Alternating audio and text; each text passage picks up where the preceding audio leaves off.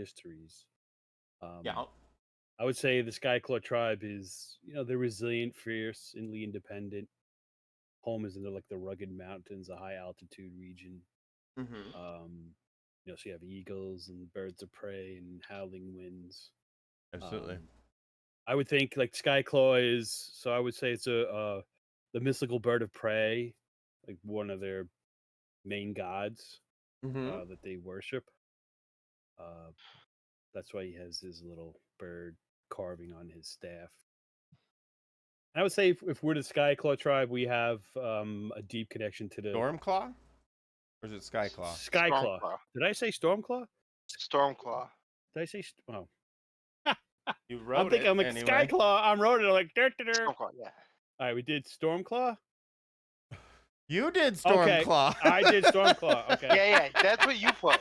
that's what I put, and that's what it's gonna be. I don't know why I got Skyclaw. You're From. asking us like we. Sorry, you guys been drinking already. You on the dope? Stormclaw. Thank you. Skyclaw would be the mythical beast, the bird of prey. That's what I'm confusing. My notes that I've scribbled. So yeah, Skyclaw is the god. Skyclaw is the god. Stormclaw is the tribe because where they live in these high altitude on the plateau. It's good for defense. So you have the winds, the storms, deep connection to nature. So I figure that would being where they are, they're symbolizing strength, the primordial power of nature. It's Skyclaw's great wings that bring forth the winds of change. Yes, he brings prosperity or brings storms, So there's a lot of storms where I would take, I would think that it comes into being. So that's why Varrock is sky mystic, just for our definition, sky wisdom, because he understands the weather patterns and things, and Interesting. this would be very bad times come. Storm, dark clouds, bruising on sky, things like that. So I think that's, unless Ned wants to jump in and maybe describe some of the more visceral things of the Stormclaw. Maybe there's like a fighter, hunter, hierarchy, warrior type. I'm more known for my weapon crafting. Mm-hmm. I may have been the one that made your staff. Oh, I like that. Yes. Let's say yes. And I'm also one of the tribe's hunters / warriors when needed, but yeah, more crafting weapons. Mm-hmm. I put Varrock as a shaman. You would be an herbalist. He would be healing and connection with the spirits. Awesome. His abilities.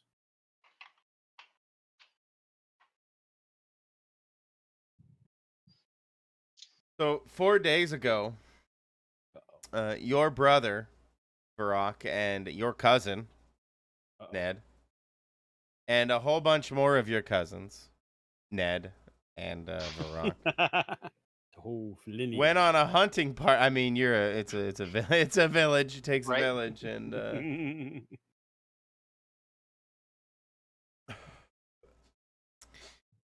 3 days ago, left on a hunting trip. You two, that isn't your traditional role in the village, so you guys stayed back. Sounds like, Ned, you're kind of the tool builder, the craftsman of the village. Yeah. And of course, and when they're off doing their hunting, I might go get some deer and stuff to make sure we're good. But continue to work like the obsidian or something, make blades, stuff like that. Yeah. And of course, Varrock, you would probably stay back, and you would if they were going on a hunting trip, they may come back with who knows what kind of wounds, visual ailments, scrapes, scratches, punctures. So you'd probably be staying back in, maybe preparing for that.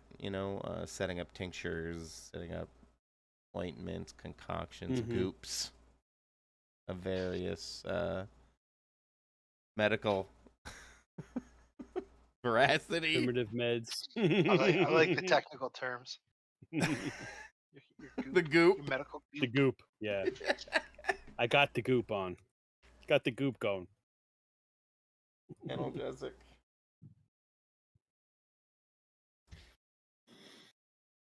But they should have been back a day and a half ago, leaving you, Ned, and Varrock in the enviable position of having to deal with all these ladies about the village, wondering where their husbands and sons have gone.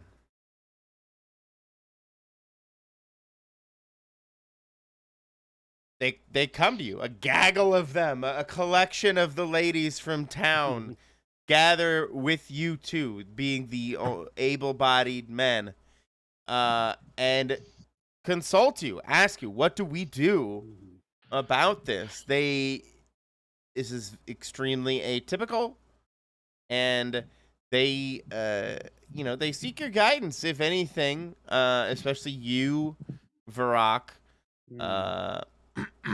what you may even be able to foresee. Question: how far in technology are we? Are we like D&D type? Like, No, I'm thinking definitely prehistoric, tribal, pre-agriculture in general, likely major agriculture. They may, at most stone tools. Yes, stone tools, something like that. So hunter-gatherer, stone tools. Yeah, hunter-gatherer. That's a good term. We have fire. We discovered fire. Absolutely. Right? Okay, fire, hunter-gatherer, tools. So are we living in huts? Are they made from the timber? I would say you're semi-nomadic. Okay. Seasonally nomadic. So okay. So I'd say maybe in the summer, fall, up in the mountains, and then winter maybe we come down or something. I don't know. Or go in the valley. I don't know. Yeah. Not that it really matters. So semi-nomadic, so we don't have any permanent structures. Maybe things into the side of the mountain. There would be when we have to come up for like we're being attacked or to huddle down of a storm or something. Okay. Or like we may have areas, places that we've kind of set up for that purpose too. And more importantly, you could just be mountain dwellers insofar that, Mongolians are mountain dwellers. They live high on a plateau, effectively, a giant mountainous plateau. So, all right, let's do that then. Okay. We are the Mongols. Putting you guys closer to the sky, of course. You are so intimate with the weather and the winds and where they may be going. Yeah.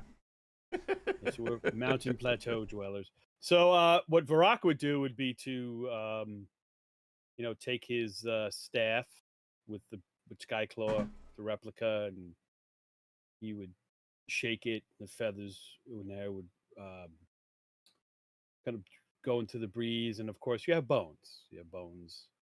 Part of his shamanistic accoutrement. So they would be tied to the staff and his various pouches and things on him. So he would shake the bones. He'd shake the bones to calm them. You're trying to get out of this bone shaking. Well, the bone would be for them if there's a gag, if they're upset about the husbands and loved ones. That's his thing for silence. Since he's a shaman, if he's going to seek him for advice, it needs to be quiet. So he would do that. Hush the crowd. Hush the crowd.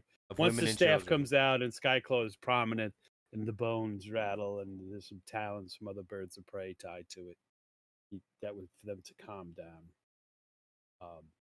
And if they're asking him for portents, he would turn and read the sky. What he would divine the weather, look at overview over on a plateau, see what omens are present. Because you could always, if you're quiet and silent, you look out, the weather, the elements will guide I you. think this calls for a role of some Yes, I sort for believe you to kind of rattle the bones, try to predict the future to come. One die. We're playing OKRPG tonight. To those who may be randomly listening to this now or in the future. So your first dice is free. Your second dice, I think, goes along with your bio easily. Yes. You're not going to take a lot of convincing for that. Right. And then a potential third die, advantage due to your position, preparation, or help offered by another character. Position. I think in the language, position means like sniping position, not your position, not although your you know it status. is ambiguous. I would That's say how Your position is a high elder. That's what I would read, that position. Okay, then Not give me three. physical. Give me three. That's And three. I want to say it's actually a 4. It's a pretty easy roll for this. Your kind of shtick. So Okay. you're gonna have to really poop the coop to Alright. fail this. 3, 3, 4, and 5. Wow, you tried to poop the coop. I tried. 3, 3, 3, 3, 4, 4, 5. Right? Did I say that right? wait, you should have rolled 3 dice, right? I thought I was rolling 4. No, just 3. Okay, so it would be 3, 5 3, was the last one. yeah, so 3, 3, 4. Is that you counting up, or you? Those are the numbers that you're. Those are the seeing? numbers that I got. So 10, 6 and Wait, 4, 10. Isn't it just I thought it was one? just the GM. Oh, is that how it works? I thought it was we were counting up more like. My bad. I just. Keep the highest die. Or Keep 2 the highest for die, double or 2 sixes. dice for double 6. You start roll with 1 die. No, I Roll think 1 you're right. die. I think any of the dice you're just trying to beat the difficulty. Yep. And Right. each one of them gives you a chance to beat. We're not counting up like in No, Powered by the Apocalypse. That was me. That's all. That's bad thoughts. Bad thoughts. Keep the highest die. So it'll be a So. 4. What does this look like when you go back? You require silence. You're rolling the bones. You're reading the bones. What is this ritual to Varrock? This is when he demands silence because the tribe always comes to him for if there's a problem. He's always accessible because that's one of his flaws. He can't delegate. You know, he can't say maybe there's a shaman in training or a lesser or a lower elder to take care of in someone. training or lower you know, elder. like a shaman apprentice. You know, like so everybody comes to him, so he has to take on all the responsibility. You know, he can't delegate that. I mean, I guess you really don't if you're the shaman, but some matters, I think, if they're below him, he would delegate to somebody else. Right. Maybe a woman, you know, to say, oh, this is a woman's problem. Female, you take care of it. That sort of thing. So, yeah, so he's, to him, if you got to shut up, you know, everybody's got to silence, you must consult the spirits. So he needs to go into his meditation. You know, he needs to clear his mind of thoughts, of his concerns. He's got to focus on his breathing, on the weather, the wind, what the sky, what the temperature of the will tell him. So he almost goes into a semi trance.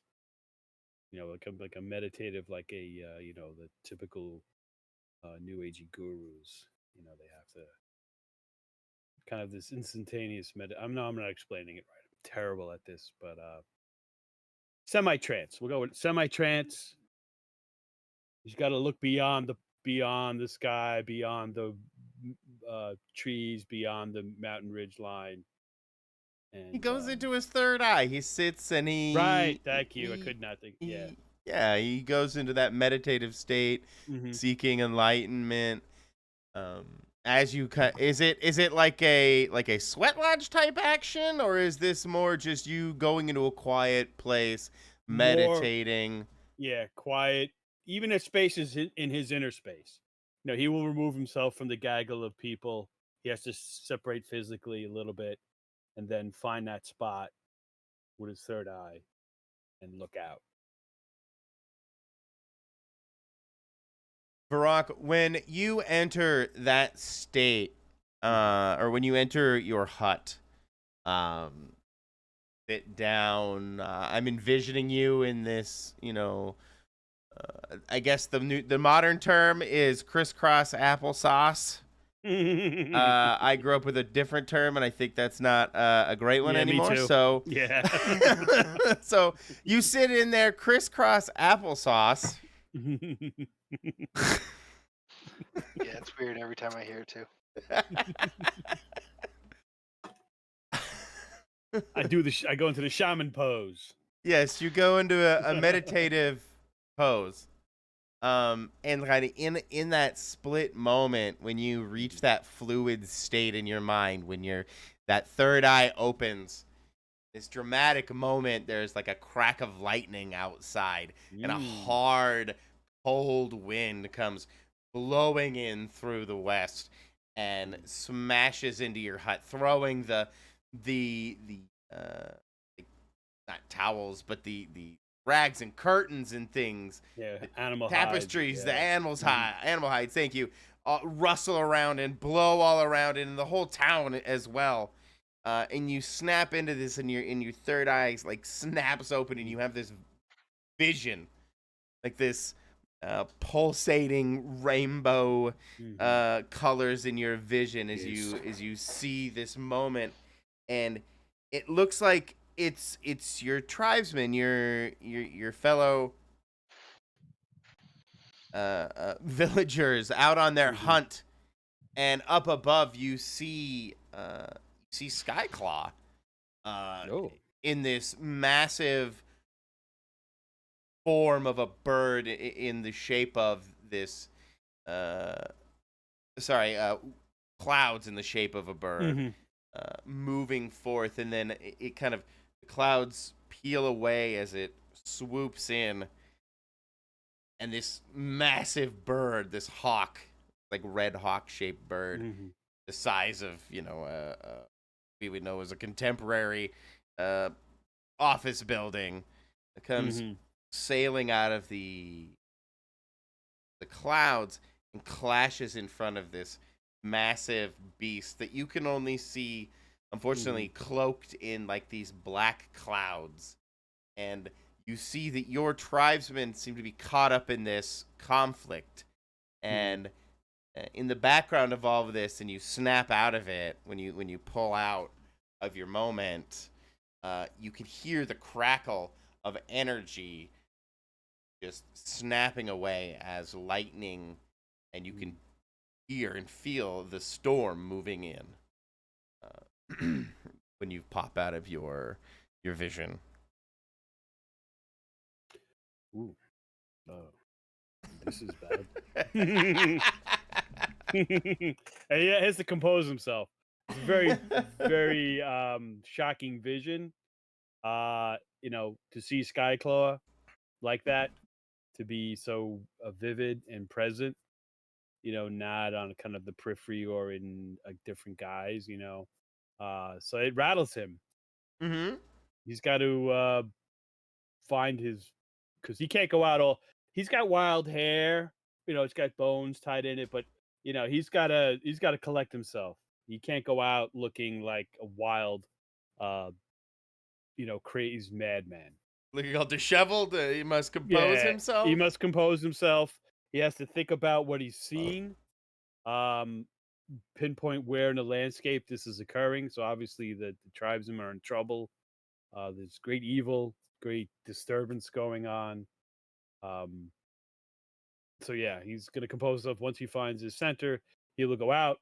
But as he comes out, as he exits the hut, pulling back the animal skin, uh, I want to say theatrically, but just with purpose. Mm-hmm. To radiate to the tribe that this is what just happened, and I guess everybody's seen right. There was an actual physical wind blowing and a 100%. crack of lightning. Yeah, so they see this. I'm sure the tribe is afraid and maybe sought shelter. Maybe some of the more hardy stood their ground, waiting for him to come out. And he will, in the tongue of the tribe, relay what he saw to them, and that he, as shaman, elder shaman, this vision was of great significance. He saw Skyclaw, in its form, not in the true form of Skyclaw has come to me and showed me this vision. This may come as no surprise to you, but your vision is in no way calming. No, he knows this. But he's, with him, he doesn't, where they live, death is always around the corner. There's always, it's not an easy life.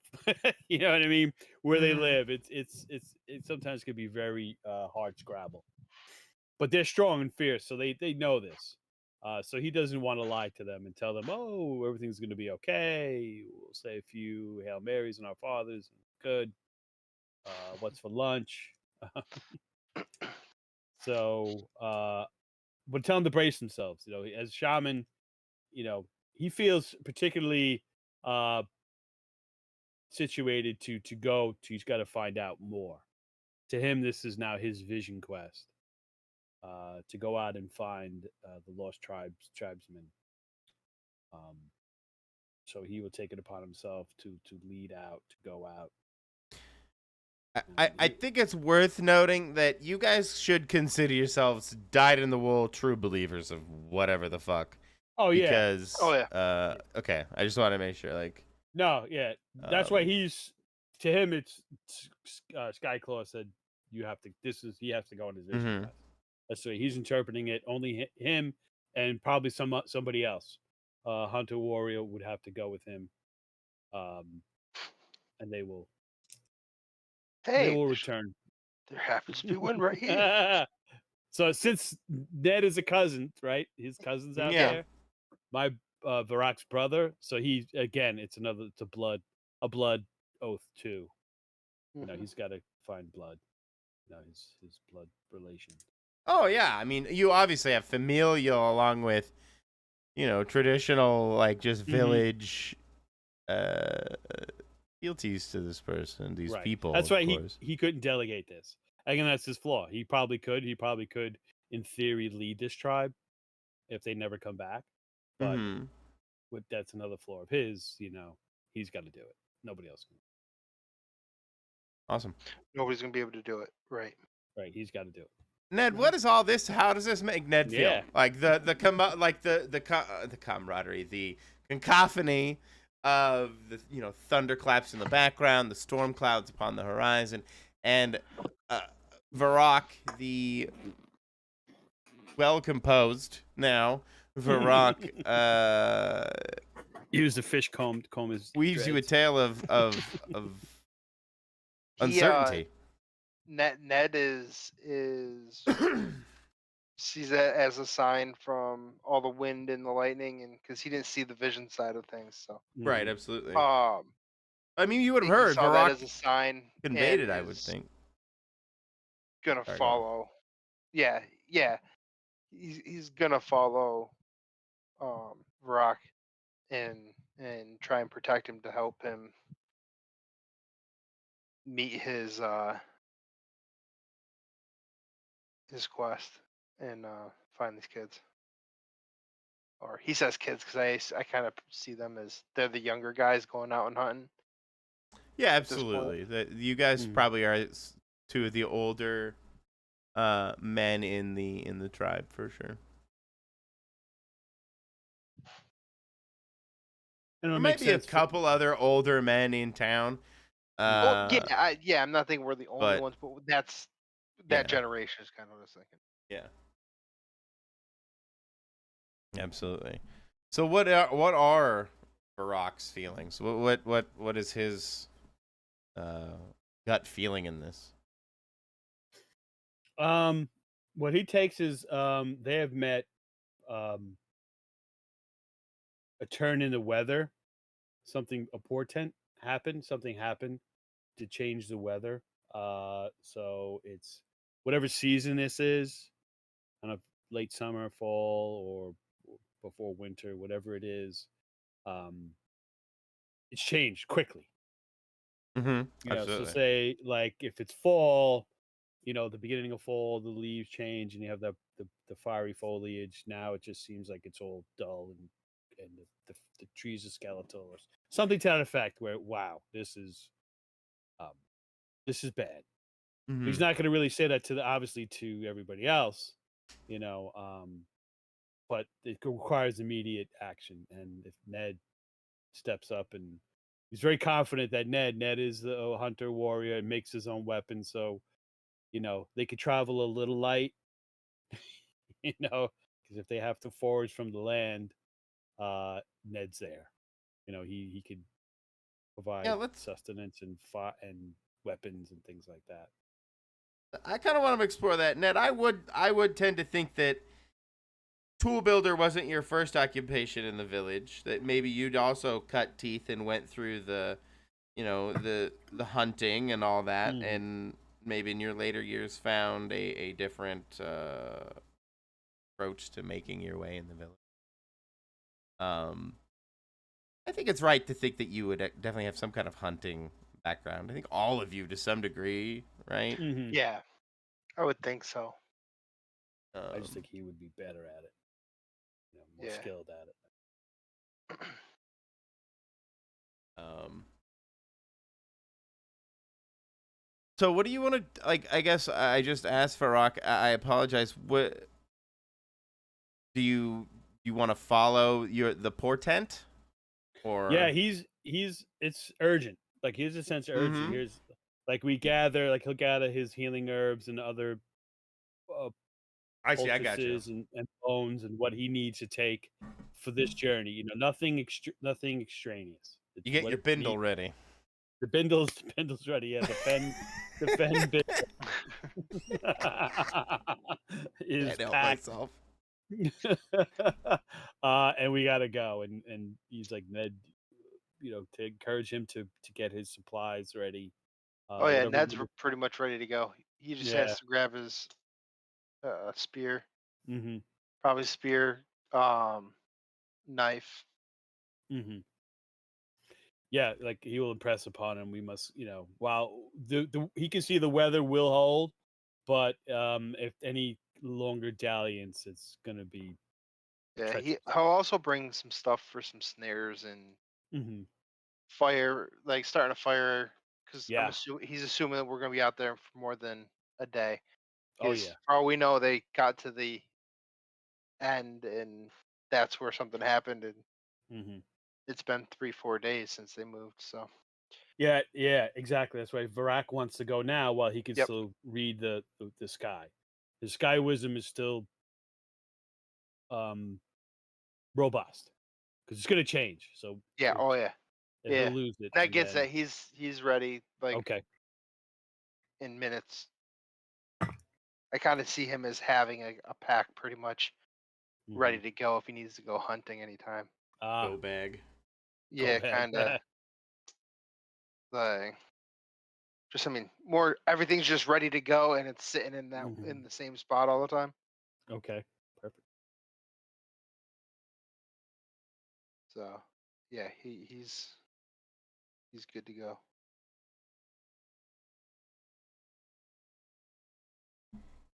Uh, you guys are able Um, to. Oh, sorry. Go I ahead. was I mean I would assume that I know the general route they would take for the hunt. That makes sense. So and maybe Ned'll kind of start leading, but looking to Farak for guidance as to Mm-hmm. I did they go this way or that way kind of thing. Right. Are Absolutely. they moving in? Does the sign say they're moving the other direction? Well, then it makes perfect sense because you're like the nuts and bolts of tracking. You would track Yeah, the I'm looking at the ground.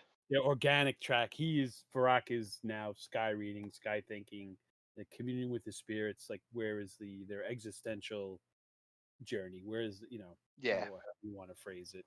That's the spiritual was his. He'll track the spiritual side of it. exactly. Yeah. Intuitive. Yeah. Blah, blah, blah, blah, blah. New tongue today. Okay. I mean, that sounds like a role you're trying to do some tracking, figure out where they ended up. I mean, you would have some idea. They headed generally into the west, right? Where the gust of wind came Yeah. from, where the lightning and all of the cacophony of weather seems to be crackling off into the distance. I am trying to see if I can pick up a sign of their trail, though, too. As we're Perfect. going, so So then, yeah, I would say if you're trying to really kind of track them, you gotta read the grasses and see broken sticks and things like that.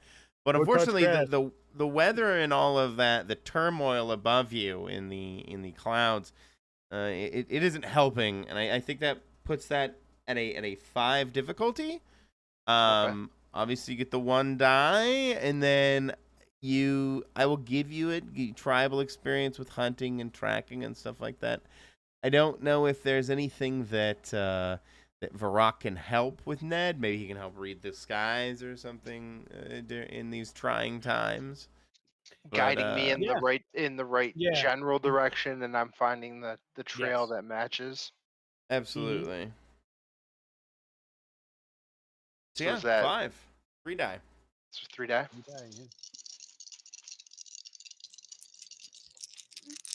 Yeah. 1, 4, and a 5. So I So you do it. just got it. Oof,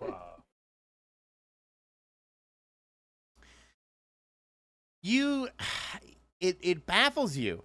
You look at the sky, you look back at Varrock, and you stare at these leaves and the footprints.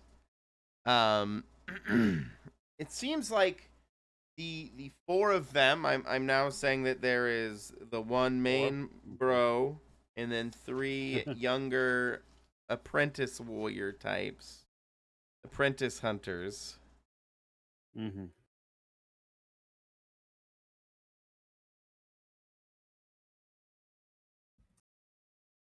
I'm just writing this down so I can remember it.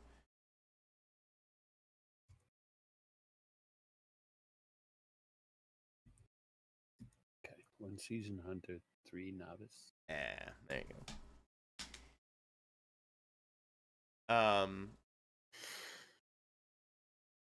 And like right next to the tracks that you see, their normal sized footprints, you see this enormous clawed like paw print pressed into the grass. Like if there was a movie or TV moment that you would be like sitting next to it. Like I think they're like even like the Jurassic Park thing where it like the crane shot pulls out and shows you with this massive clawed paw print superimposed effectively next to you, like 3 times your body length size paw print that they seem to be tracking. And so you were just, this is not something you would expect to see. This is not your normal fauna.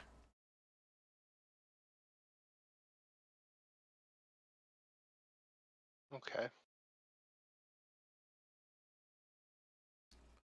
Does it look like something corrupted it, or Corrupted, like not from, you can't really tell, like there's no like residue or any like goo or shmoo or anything like that. It just it really is more everything just reminiscent looks in my head. off? It's far more reminiscent of like a crop circle type Oh, okay. impression onto the grass. Oh, okay. That makes sense. Yep. And probably the soil displaced, like a great weight was put there. Some sort. And it's just this one that we know of right now?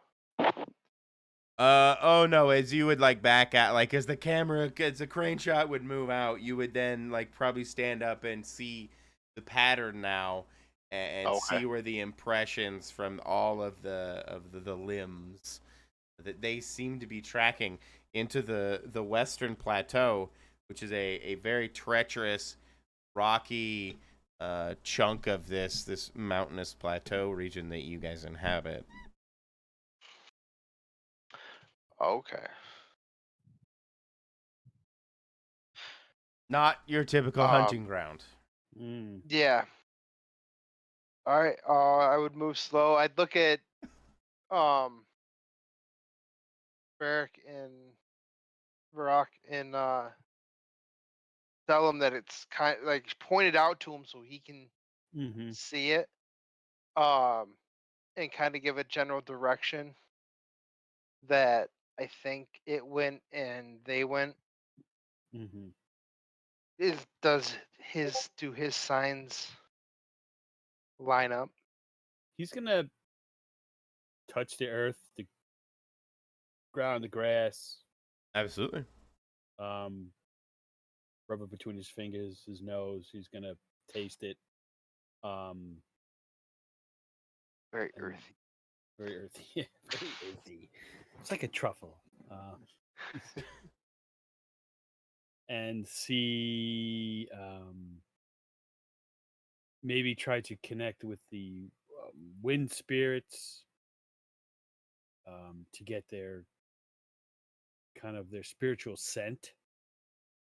You can commune with them. Mm-hmm.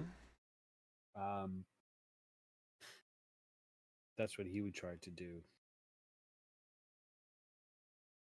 Maybe utter some bird-like predator birds. Their calls, their um,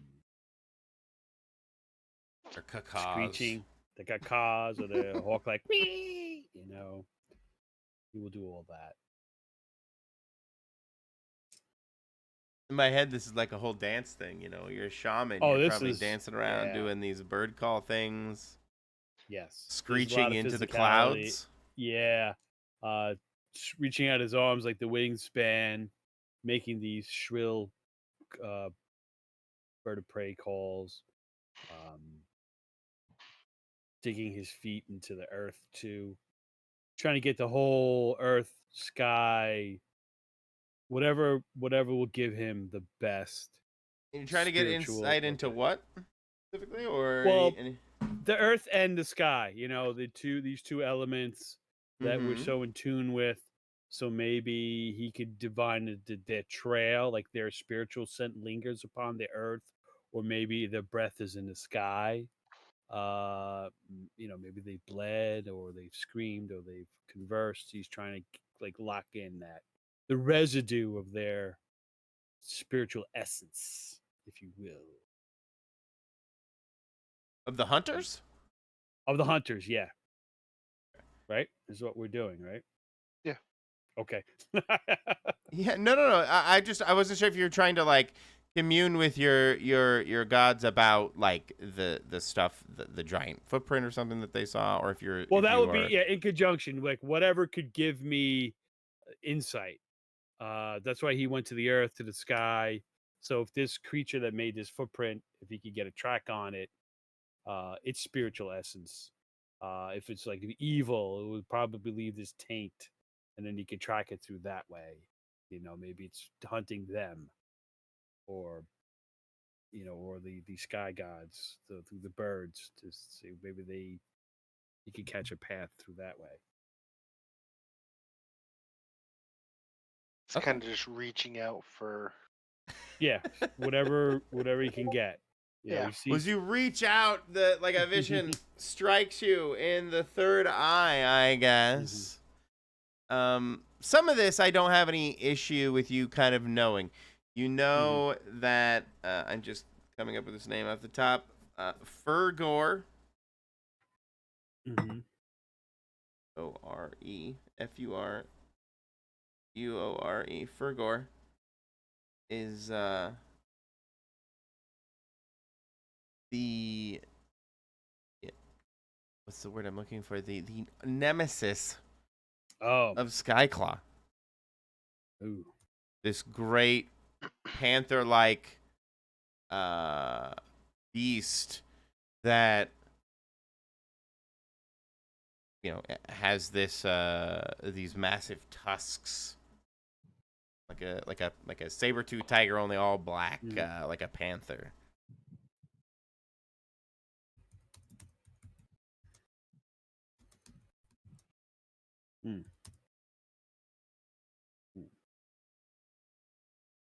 Sworn enemy of Skyclaw.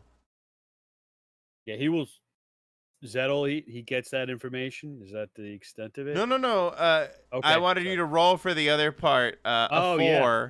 with that I think you should just know. That's what I'm saying. Yeah. I think you should just know that you're the shaman. You would know Skyclaw's mortal enemies, yada yada yada. Gotcha. You are now trying to understand. Like you're just trying to like. I think I understand what you're doing. So go ahead and roll a 4. You get the 1 for free. Obviously, you're the shaman. I would say that for 2. Okay. So 4 is the DC. Yeah. Well, that ain't gonna happen. A 1 and a 2.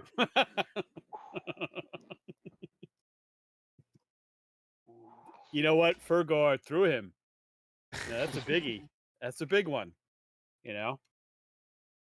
I mean, I like that. Clash of the Titans, Exactly. I like that, though. You see them for that brief, ephemeral moment. I think something you said, like, if their breath was still in the air or something like that. Yeah. And you would see them, that like an ephemeral wisp of them. But, yeah, like this cloud would sweep it all away. Like, you could hear, like, just for a briefest moment, this soft whisper of what they may have been saying. It sounded excited, but you weren't able to make out what any of the words, unfortunately. And it all just wisps away, or it like floats away, wisps away. I don't know. I have this ethereal image in my head of these ghostly apparitions kind of dispersing awesome. into the ether out of your mind. Exactly. And and so you don't catch it. And it feels like, yeah, you are, distracted, or it's some kind of,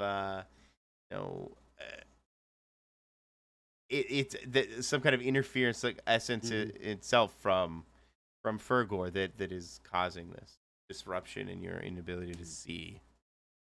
Yeah, Virak will be very frustrated and also very concerned at the same time, and he'll grab Ned, very firm on his shoulder. And look him in the eye, get very close, and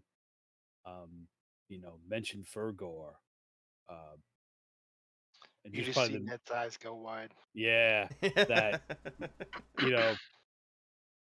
just this is more than he thought that it would be.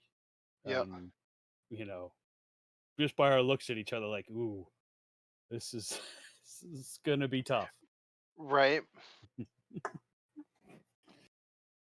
And yeah, sweet, yeah.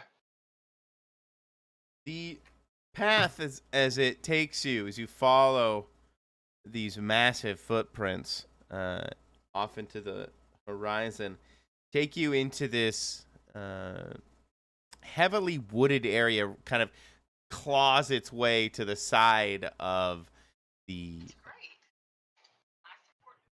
western plateau, the cliffy western plateau. These craggy trees kind of with their spindly roots grasp at the sides of this very rocky, barren land, somehow eking out an existence, and their trail kind of disappears into that murky wood here on the plateau's edge.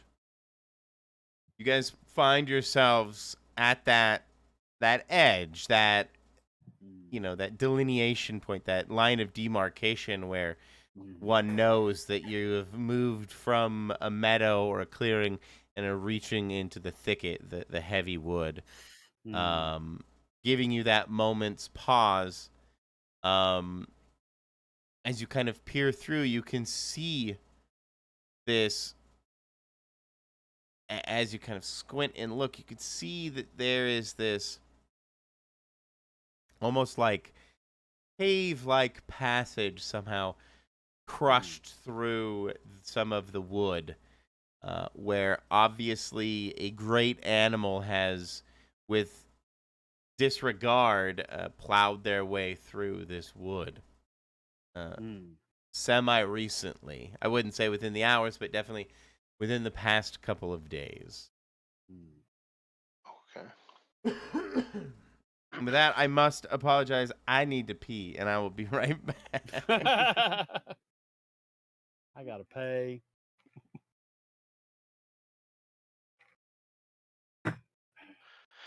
Ooh. Oh my.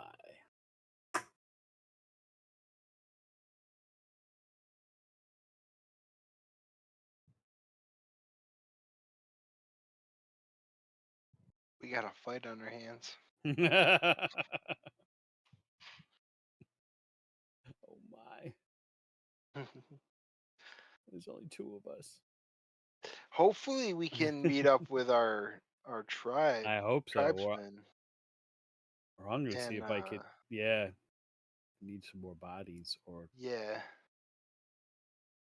because I wasn't sure if there was like magic in this. Like, I don't know if we were doing like true prehistoric times or fantasy prehistoric times. I hope it's fantasy Like, prehistoric. yeah, I feel like their Yeah, magic could be a thing in this. maybe I could do some kind of ritual Yeah. if need be.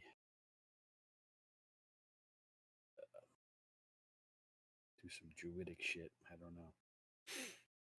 There you go. And that is kind of what you are. Yeah, I figured maybe if we're allowed a little leeway with some kind of magic, yeah. Otherwise, it's gonna be bopping him whatever this thing on the head with my bird staff. I don't know. I'm gonna be hitting them with a spear or a little knife. Yeah, I'm gonna throw rocks at it, or like we always do, set fire to something. Set fire to. Right?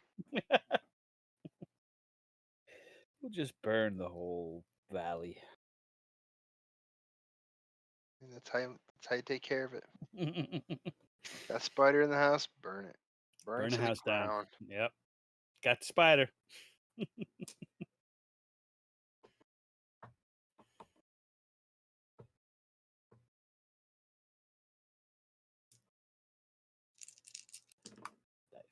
Ooh, that's a bad roll. Let me get the bad rolls out now.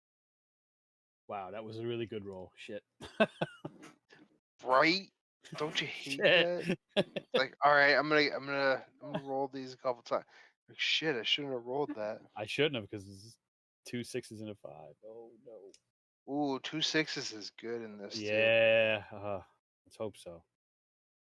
Don't touch the dice. Leave the dice alone. Touch the dice.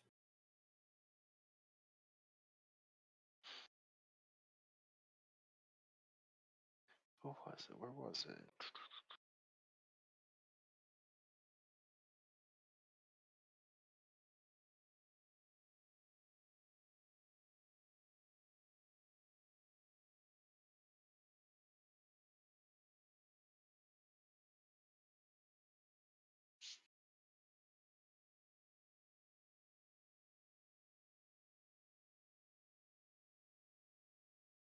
Oh, double sixes is a difficulty. That was it. Double six is a difficulty. So if you're like, I'm gonna just kill Skyclaw with a big great knife. Yeah. Okay. Foolhardy or incredible Yeah. is the description for it. So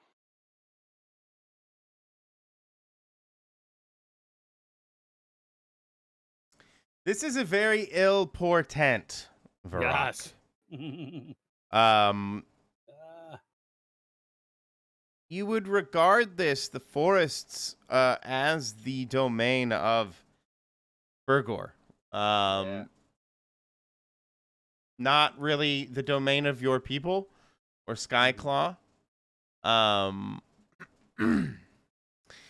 You are weather watchers. You wander the plateau nomadically, following various herds of animals. You, in your tribe, the Storm Claw, generally speaking, avoid the forests. They are creepy. They're filled with treacherous animals.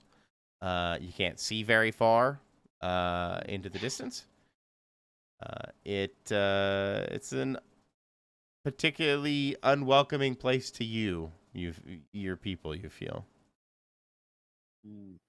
So there may be in the back of your mind as a Storm Claw this animosity or not animosity, this anxiety may even well up going into the forest like this. That said, Ned, you do see that the footprints continue to lead, not just the footprints of what you now assume to be Fergor, but the footprints of the other four. our tribesmen. Yeah, your tribesmen. Okay. I'll keep tracking their footsteps, and I'll give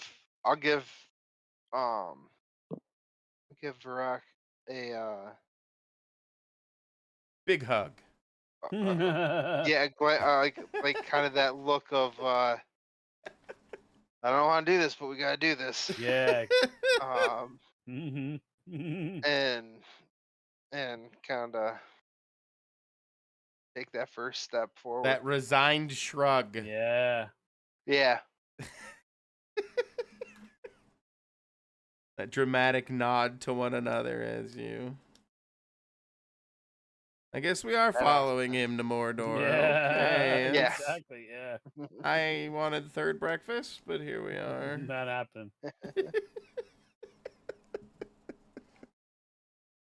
A solemn nod passed between friends, now cohorts, as you make your way in. Give me a survival. This is rough going because the soil has been churned a bit as all the trees have been shoved over, knocked over. There's a lot of ankle twisters as you try to follow the path. So with a difficulty, go with risky or difficult 5. Which one of you has the kind of more survival oriented? Oh, that would be Ned. Oh yeah, Ned. that'd probably be me. Okay.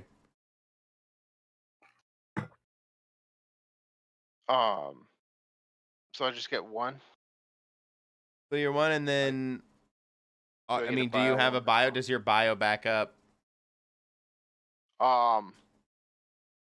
Tracking, snares, weaponcraft. So not really. No. You can do it. No, so I yeah, can't. 1. I got a 2. Oh. Shit. Can I help? Maybe. Is there something you think you could do to help? Yeah, I'm gonna reach into I can see Ned really brow furrowed, the big Cro-Magnon head brow the brow furrowed, trying to figure this out, and I'm gonna give him some herbal assistance. I have all these poultices and things on me. My shaman bag, my shaman bindle. It's Fen's bindle. Mm-hmm. That I think I can to clear his mind, to assist. Give him Mm-hmm. that little like a shot of coffee. His mind's fogged. If I had a cup of Joe, hey, take a cup of Joe. Think about it. So he'll give him this bit of herbal. Gives you the Neanderthal version of a 5-hour energy drink. Yeah, exactly. Yeah. Nice. Maybe that will help. Focus. Smelling salts. Yeah, something. Because we're all anxious and like, we could be going toward death. The world is ending. It's Fergo versus Skyclaw. It's the end of the world. So we're a little distracted. So something to focus. If that's permissible. Well, one more die, I guess. Try again. Oh, 6. There you go. Thank you. Wow.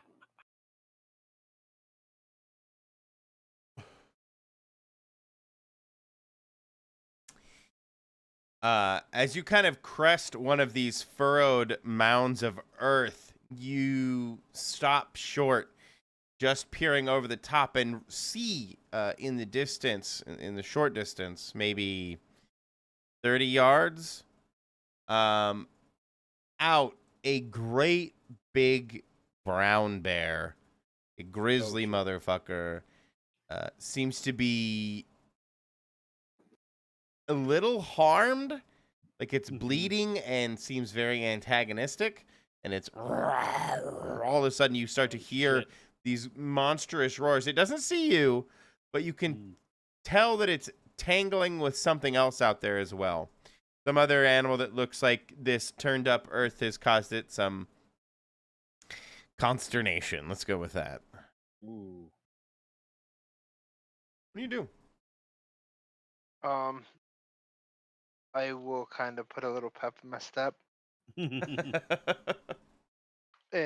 see if I can potentially take down the bear, and or Ned's thinking it may be one of our tribesmen fighting it, so he's kind of rushing. It's kind of Russian. Yeah. Oh, I'm stupid. Okay. So you rush in? You start to barrel towards the bear? Yeah. Like no, I am speeding up to get closer to see what's going on, to see what the bear is fighting. Potentially take the bear down if it's fighting with one of our tribesmen. At minimum difficulty 5 as you try to sneak up, I guess, try to make your way without being noticed towards the tussle. Does my tracking come into play with this? Is tracking and snaring? Go with the tracking wheel. You'll know kind of when to move, how to move around the animal to hopefully not be noticed. Can I add them together and get a 6?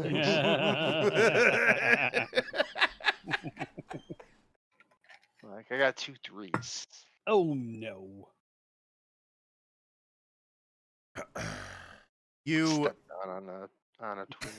exactly, Barack. You hear Ned or see Ned kind of disappear over the mound, the turned up earth, and like half second, 2 seconds later, you hear this great snap of a twig, exactly, and probably an expletive fuck. Yeah. Or whatever his expletives are. And then immediately after, on cue, this snarled, and the camera would zoom into the very mobile nostrils of the bear, of the grizzly bear, and its bared teeth. Oh no. And you would see, just because I love the narrative of it, one of the tribesmen, let's go with Garlac. Or did I already use that name? Garlic? That's Varrock. Garlac. Garlac. Your He second stinks. cousin, the Varak. Oh no. Bloody, covered in dirt and crusty blood. It looks like he's seen better days as the great grizzly postures over top of him. What do you do, Varrock, seeing this as you kind of crest and peer over the mound of earth?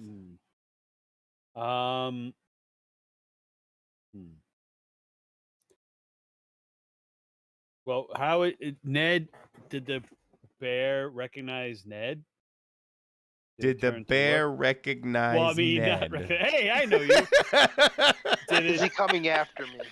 Did he look? Did he acknowledge Ned? Is he moving away from? Acknowledged, yes. Garlac? Is approaching, no.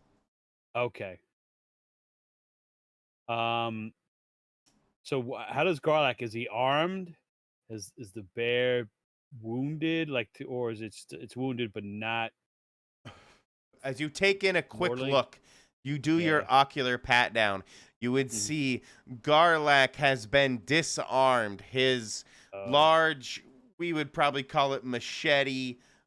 Well, actually, no, we probably wouldn't have a machete. We would call it a big club. A knotty chunk of wood has been tossed aside, and he is unable to make grasp of it. So there is a weapon there in the fray of it, but Garlac does not have a handle of it. No. Well, then I will have to pick up a stone, a hefty stone, and whiz it at the bear to give Garlac time to retrieve his weapon. I love this. Are there any particulars, or is it just a normal like? Well, he would find one that would have enough heft. No. I meant, are there specific combat rules, or are we just rolling like a 4? Need a little luck or skill. Yeah, that's what I'm doing because I have no skill in combat. Add a die if you can spend it on my health. If you have an advantage due to your position. So I would have 1 die. I don't think I have any other attribute. Oh,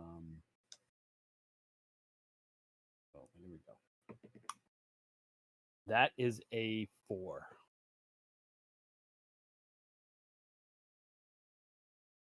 It's nice. I'm gonna go with baseball-sized rock. Or are you going for something smaller? I'm not sure. No, that's fine. Something enough to maybe do a little damage. Give that time. Maybe it'll just that second of hesitation or what was that? And then Garlac could grab his club. Or you give time for Ned to spear it. In my head, the camera follows this boulder. This, baseball-sized chunk of rock that barrels towards the bear and watches it in slow motion as it impacts the side of the snout of the snarling bear. And you definitely got its attention, Varrock. And it comes bearing down on its all fours and begins to take stride in Ned and Varrock's now direction. It snarl all piss and vinegar as it snarls. So you can see it kind of limps as it does. It's definitely bleeding out of one of its like back thigh, back haunch, and Varrock definitely got a couple bonks on it. You can tell it's got some bumps on its furry head here and there. as it comes barreling down. What do you do, Ned, in this moment? You see this great beast. I lift my spear. How far is it from me, did you say? At this point, I want to say it's now half the distance. It was like 30 yards before. It's like 15 yards now, which is, what, 35 feet, something like that. All right, when it gets to be like 20 to 15 feet, I'm going to throw my spear. I'm going to chuck my spear at him. Well, that's a blink of an eye, basically. Go ahead and roll 4 or because you're kind of standing your ground a bit, aren't you? Yeah. I'd say that's risky. Yeah, I got my feet planted, well planted, like chuck the. I gotcha. All right. So it's a 5. Yeah, but give me 2 because it's your weapon, let's say. Yeah. You know how to make a he only sturdy uses his own weapons. spear. Oh. 2 4s.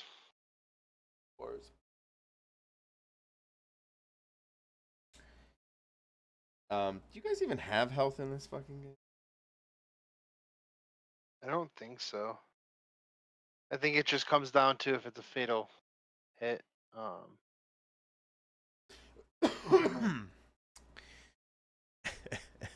I want to move to describe this. I'm moving over to Varrock's point of view, kind of perched above a little bit at the top of this mound. You see this great grizzly barreling down towards Ned. Ned posturing, holding the spear up, and this great beast leaps forward onto Ned. Ned pierces it. You can see it hits directly, popping through the front and right out the back. You see this spear pierce through the bear. Go ahead. I didn't realize I actually hit it. Oh, you hit it. But now you have it skewered right in front of you, still fully ambulatory. In no way, you've really just poked it, managed to avoid most of the organs and lungs, and effectively just made a through and through spear shot. As you now have a bear on the other end of a skewer, kind of. And if I heard you correctly, you kind of entrenched yourself, is what I'm kind of envisioning. And it's like on top of you now, giving you the world's worst bear hug / dog pile. And so you would see that kind of animal come crushing down upon Ned. Varrock, what do you do? I'm going to run over if it's crushing on him. Impaled. Oh, you know it is. Yeah. This big old weight on him. Mm-hmm. I am going to take my staff and flip it around with the other end of it, and this primordial scream, charge it and try to ram the end of my staff into its eye. This is have to kill this thing. There's no way I'm going to get this thing off him. I feel like this is kind of hard. It's definitely flailing as it's trying to claw at Ned. Mm-hmm. I would say this is risky and dangerous at a 5. I don't know if you have 2 die. Oh, excuse me. Or a little luck or skill. I don't know if I'm interpreting these too harshly.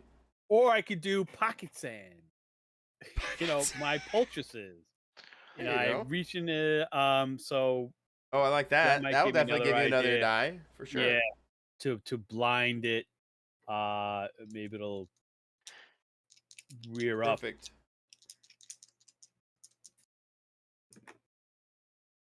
Yeah, baby.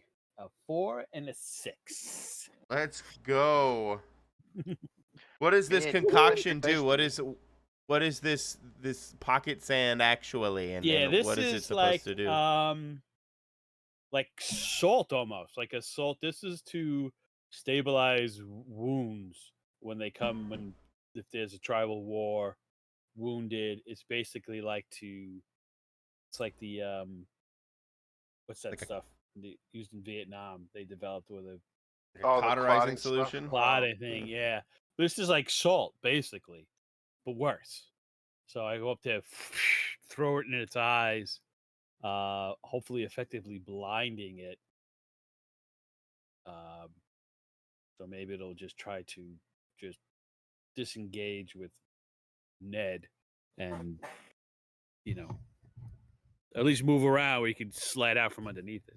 You're like, It lifts off, and in so doing, kind of pierces its own insides as it try and pulls itself away from Ned, and Was it dislodges this? itself, skewers itself. I was gonna say the spear was still in, so As you pocket sand it. So yeah, the bear tries to pull itself off. It's like it wants out of this now. It's like it's thrashing even harder. In its rage, it tries to pull itself off of the spear, wounding itself, causing even more damage. Ned gives you a chance to kind of scramble out from under as it is flailing. You do.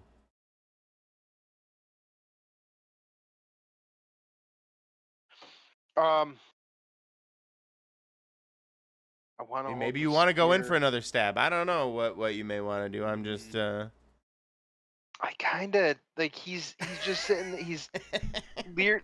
He's up on his hind legs. I'm assuming kind of claws going at like face, muzzle, eye area because his eyes. So yeah, I kind of think I would go try for like an up under the jaw through the skull kind of move. It's wounded itself. It's distracted. I'll make this a 4. All right, and do I get 2 for? No, cause I think the I have snaring? advantage based Okay. on position, so you'll take a Okay. second die. Yeah. Sweet. Yay! I actually did it that time. Like right through that jaw, right through the lower part of the jaw, and skewers straight up through the brain. Yep, that's what he was going for. Beautiful. You with hurried, adrenaline-fueled precision skewer from the base of the jaw and pierce straight into the brain. With it silencing its roaring and growling and caterwauling that was echoing through the forest moments ago is squelched, silenced immediately after the crunch of breaking its skull open. And then it becomes a heavy load on the other end of your spear. Flops over, probably taking the spear with it in that moment. Yeah, he'll kind of guide the body with the spear, like put a little pressure on it to kind of drop it in a safe spot, and not and have the spear not get damaged. And then he'll pull the spear out. As you do that, you can kind of see out of the periphery of your eye Garlac taking up that club that he had been disarmed of, and comes running over and begins to beat the bear upon the head and face in rage and frustration. I'll give him a. It is already dead, but I get it.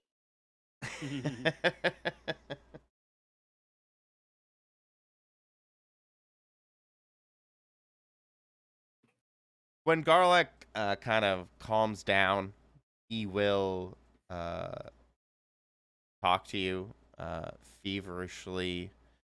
He is wounded.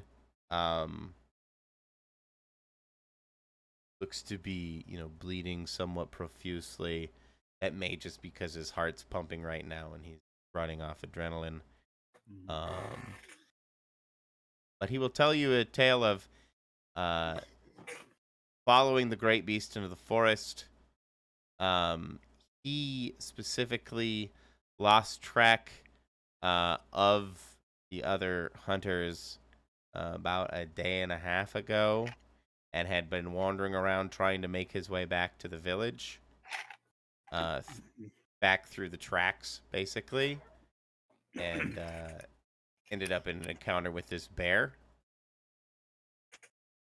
And he is profoundly grateful and profuse in gratitude. What you do? Do you say anything to him, or do you try to? Yeah, I'll tell him kind of what direction is back to the mountain if he wants to go. If he wants to join us and come with us, and find the others, he's welcome to do that. I would say though, if you're going back to the tribe, take some of this meat with you. Stormclaw Village. Yeah. Don't go back empty-handed. Yeah. Exactly. And I'll try to dress his wounds as best I can. Yeah, you can definitely do that. You'll be able to staunch the bleeding and get him patched up the best you can, given the resources at hand. Okay. He's pretty beat up, but he'll survive as long as sepsis doesn't set in and a whole horde of other things that'll probably kill him in this time. That he would have little control over. He should be fine.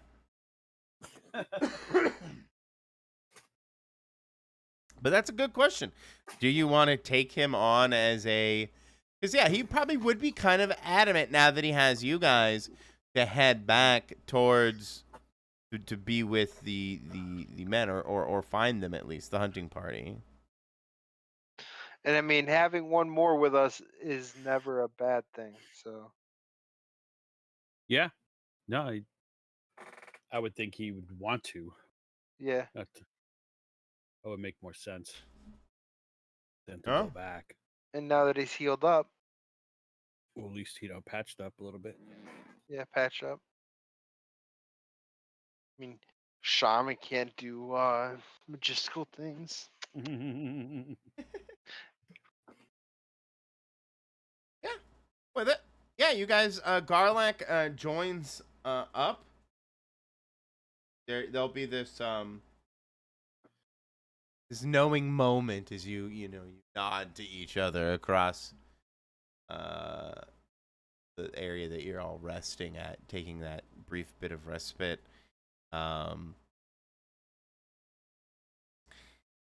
He is very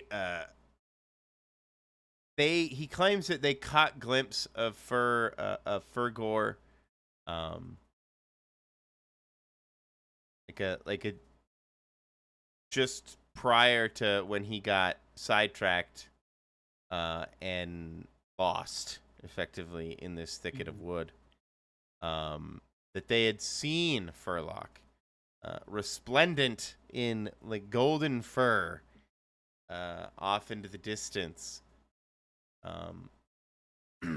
before, and this is what separated him from the rest of the hunting party, before a great wind started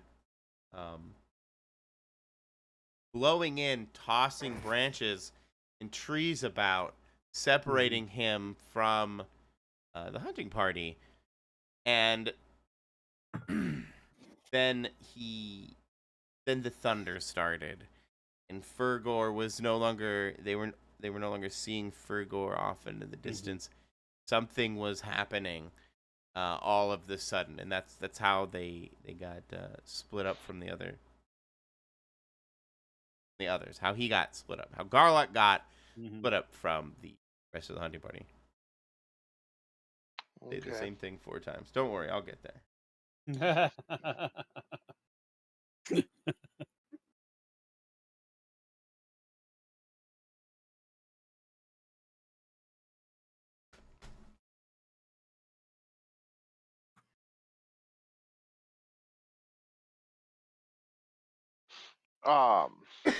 Excuse me.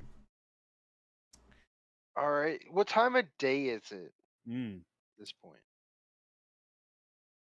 Well, the skies have been dark for hours, and the gloom of the wooded canopy, although there is this great wound kind of gashed across the the woodlands here, even still, the shadows cast by the trees are pretty great. Anyway, you would reckon it's getting late.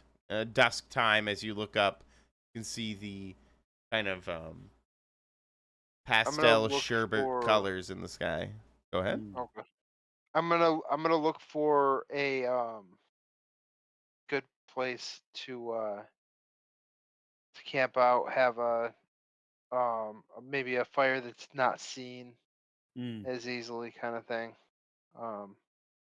There's an abundance of upturned wood and splintered for you to use, absolutely. And given the nature of the churn of the earth here, you would easily be able to find like a hollowed out kind of between 2 small hills to put your fire in some churned earth. Okay. Excellent. To kind of definitely conceal it. Cool. Yeah, and then definitely cook up some of that bear. I have never heard good things about bear. I've heard it's very, very greasy. Yeah, they're scavenger eaters. They're kind of omnivores, and so their diet isn't always the greatest. Yeah. Like dead things and rotten things. Gotcha. I guess. I never thought about that side of it. Yeah. Like I But was here we thinking, like I'm like berries and stuff like that. I'm like some meat now and then, but yeah. No, those eat dead ass fish and stuff. They don't fucking care. I have pocket salt, which also can blind and season food. Blind and season food. Yes.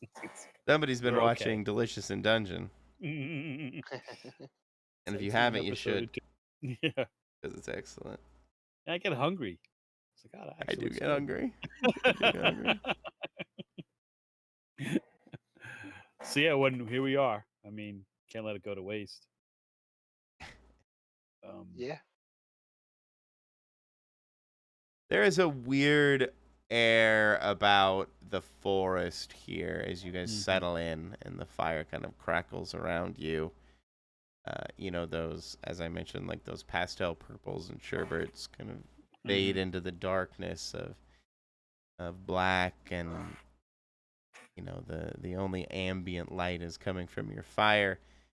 The whoos and the crickets and insects that you would normally hear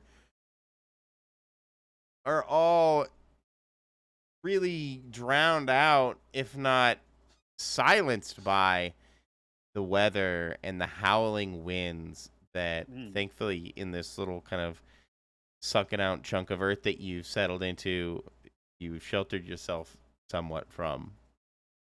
The crackle of lightning, you know, silences basically everything else except for you guys who are trying, you know, talking to each other probably in very close quarters to even make casual conversation, because not only the lightning, the wind would be howling through this kind of passage, this corridor carved through the forest here, sending an ill wind through the night. Do you guys try to sleep, or you just He-Manning it out? I would think we probably should try and get a little bit of sleep. Absolutely. Don't want to be exhausted out in the woods. But I would definitely have a guard posted throughout the night. Okay. Yeah, we take turns. Yeah. Mood shift. Attacked by bandits. No, I'm kidding. Your clothes, give them to me. No. What are we in deliverance? Shit.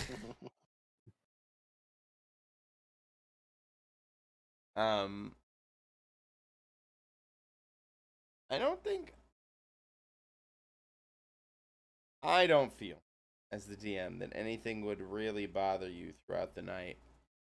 You guys would be able to make it through, at least not externally. Brock, you have very tumultuous dreams, fitful sleep as visions taunt you in your slumber. You see great battles being taken place, or you see the silhouettes of great battles being taken place, like through hazy, foggy winds. Lightning strikes flash through clouds. You can get hints of what's on the other side. You see these two great beasts battling in the distance.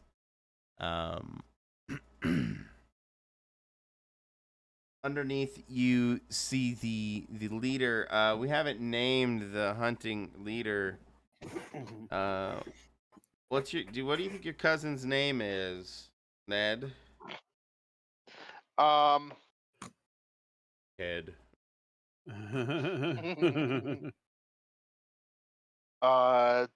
Toby. Toby? Yep. Toby works. Toby. My family's like very strange. Yeah, I think this might cause some kind of future tribal rift.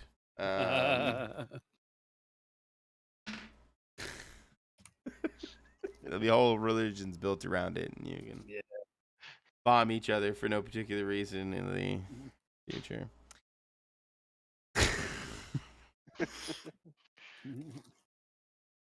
Oh my god. Anyway. Nobody will remember the reason why. Rarely.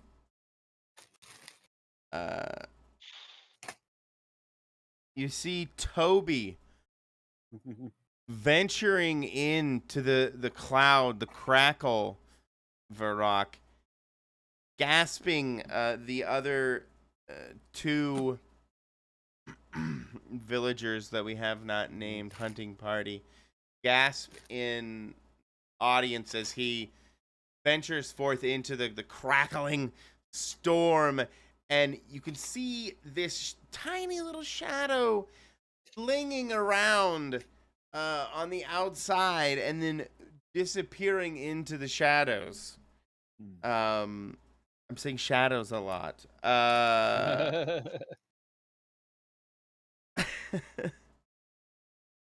And kind of that's that fitful dream that you have throughout the night. See these battles taking place, and you have this vision of Toby taking on Fergor, assisting Stormclaw, or not Stormclaw, no, Skyclaw. Yeah. Stormclaw are worshippers of the Skyclaw. Yes.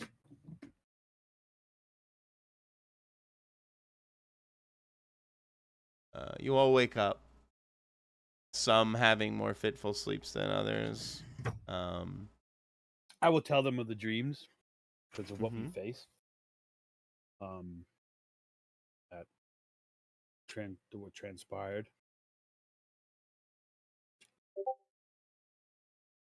We must go quickly. Garlic asks, did he have a wound down over his right eye? You're like, no. He's like, he got that while we were here, so it wasn't true vision. True vision. They're all doing well. We're good to go.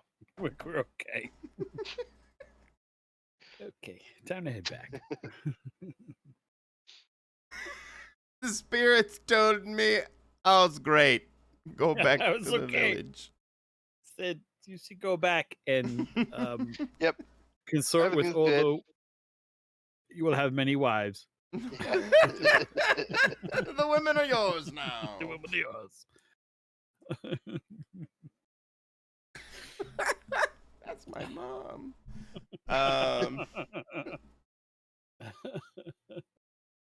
No, let's be weird. Don't be weird. We're not weird.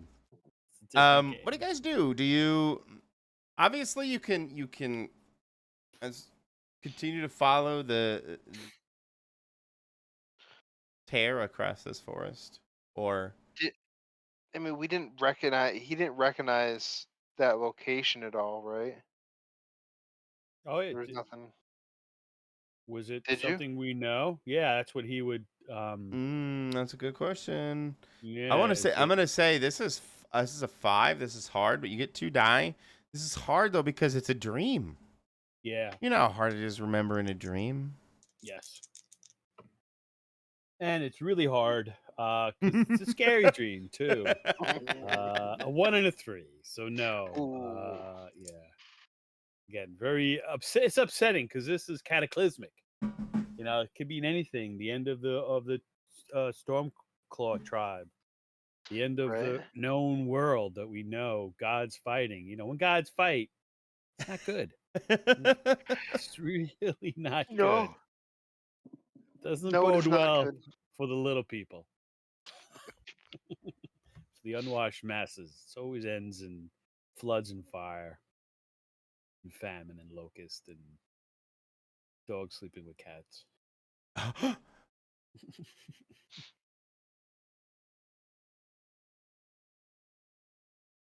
So we must press on Yeah. to Tonka. So I will continue to track them as best I can. Garlac should be able to help, right? Nah, he lost them. He lost them. That's right. But he's got tracking skills. He can refine them. Refine them. Refine them. Maybe reorient. Gave him the poultices and catch them up a little bit.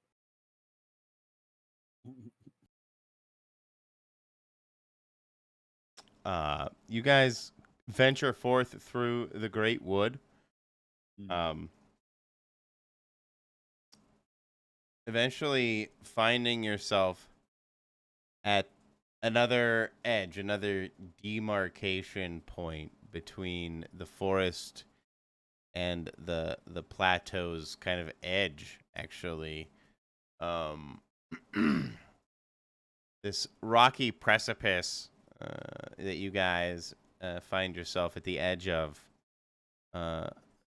drops like, I don't know what's really far, like 300 feet, 400 feet. That sounds terrible and dangerous. Yeah. I don't know what that's relative to. What's the Grand Canyon? How far does that go?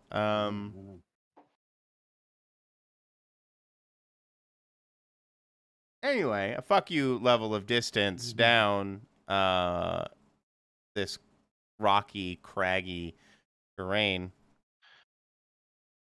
Grand Canyon is 6,000 feet deep. Oh, that's heckin' deep. That's crazy deep. Okay, like 1,000 feet down. I don't want to rival the Grand Canyon, but like 1,000 feet down. This relatively sheer rocky cliff. Behind you, these trees. And you see this great, as you stand over it, and again, another crane shot, because apparently this is Michael's signature, these zoom out crane shots.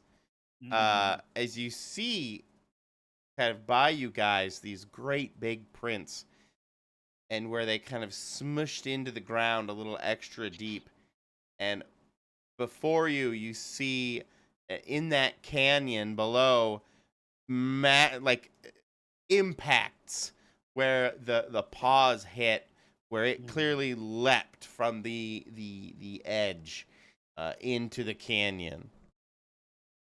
Okay. Hmm. I'm gonna look at the rest of the other guys and be like, it jumped down there. Feels like cheating. I mean, I look at my spear and the knife at my side, and I'm kind of like, I feel like this is throwing a thorn at it, but maybe we'll meet up with everybody else and be able to help.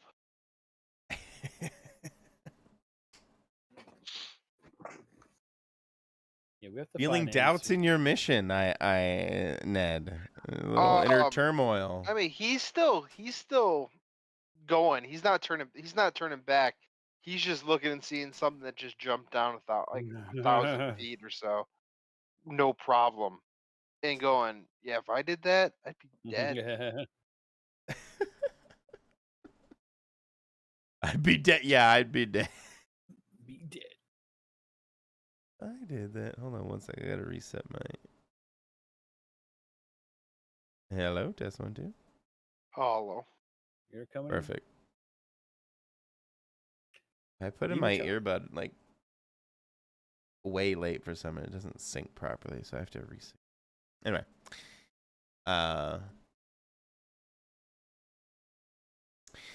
what do you guys do? Like, yeah, I would imagine all three of you would look at each other in a bit of a quandary. The vision that you had last night kind of pops back into your head, Varrock, and this rocky, craggy landscape is jogging your memory in that dream. You know, as you kind of look back to it, you fill in these gaps and see, you know, this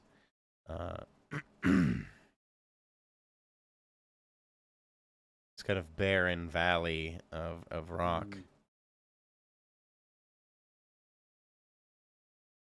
Well, there must be a way to navigate this based on those visions. That could be Gandalf and call the Eagles. Right? Like, I'm gonna look. Do I see Yeah, we could. any kind of natural way down from here? Yeah, we could find a way. I believe in the vision. It will give us guidance. I know. As you peer over, you see the vines of numerous plants and tree roots that have grown over the millennia, kind of reaching down into the across the rocky cliffside. Some of them you may be able to shimmy down. There, you know, you look at it, you size it up. This is a risky maneuver. There's definitely some danger here trying to get down for sure. You may have to try and shimmy down one of these vines and end up on some other plateau or some other rocky outcropping, and then having to shimmy over to another vine to get down a little further. I gotcha. Precipitous. No, I think that's our only option at the moment. Well, Yeah. I'm not trying to force you guys into this. You could No. definitely try and walk around the edge, or Like, I mean, walking around the edge, but how are you gonna find this spot again? Like, I think that's gonna be the smartest way down at the moment. Skyclaw will guide us. We will find a path. If we are you cannot- trying to invoke? Ned just jumps off the Skyclaw? edge, goes, okay, and just jumps off. Well, again, we're in tune with the land. I trust. Ned is a tracker. Varrock needs to go do his little vision quest. Not only we worship Skyclaw, we do, it's the main god, but we also worship the natural world and other animals and creatures um, that are allied with Skyclaw. Mhm. So I will conduct a ritual to commune with those other creatures and animals of this land. Um, like the mountain goat, right? The mountain goat can climb all these crazy rocky outcroppings. Uh, maybe we'll invoke the spirit of the mountain goat, right? The crag goat, whatever you want to call it, and that will give us feet like a goat, like a mountain goat, and we will find our path. So I will conduct I'm a ritual. all for it. So you get the one base. You're consulting your gods. So another die. I don't know if there's any way that you could. Unless I take the enhancing vision quest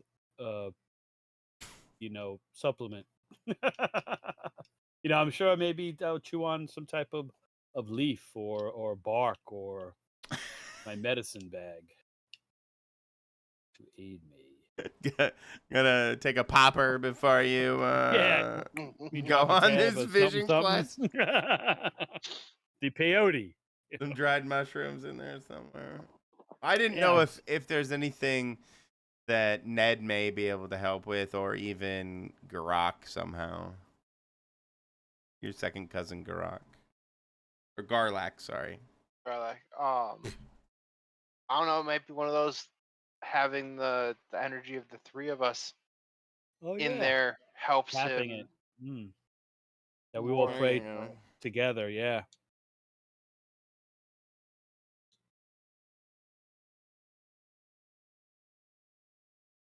Yay or Okay, nay? let's do I'm into 3 that. die. It's All right. let's say we're rolling for. We just want to. We just. What do we? Difficult. I want to say it's difficult. Is this difficult? I rolled a 5 and 2 1s, so I have to take the 5. Difficult it is. Difficult it is. I Yeah, don't know. he's Let's dangerous and go. Let's go. complex. Let's go a little crazy with this one. Let's do it. Let's do it. All three of you, are you all three trying to enter this meditative state?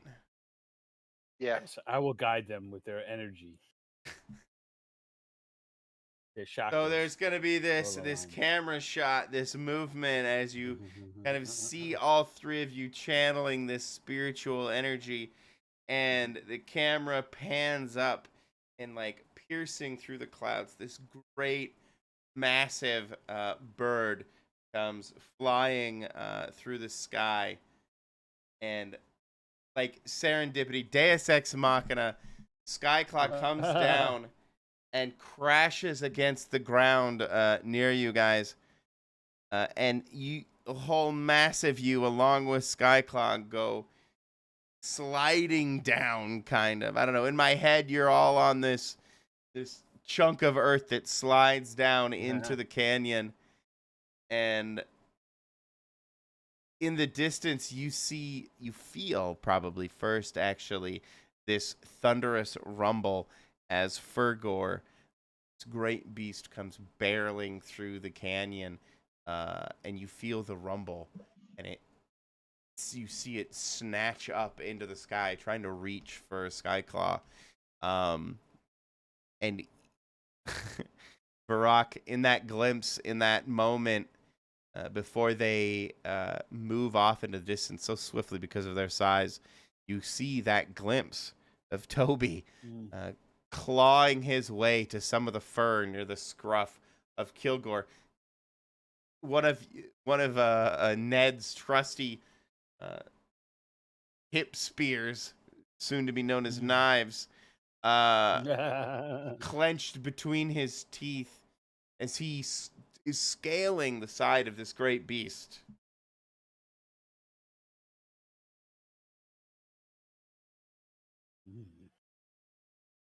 But yeah, the There's ground hope. begins to shake around you guys. The rock around you would probably begin to tumble and throw up dust all around, obscuring your vision as you move forward.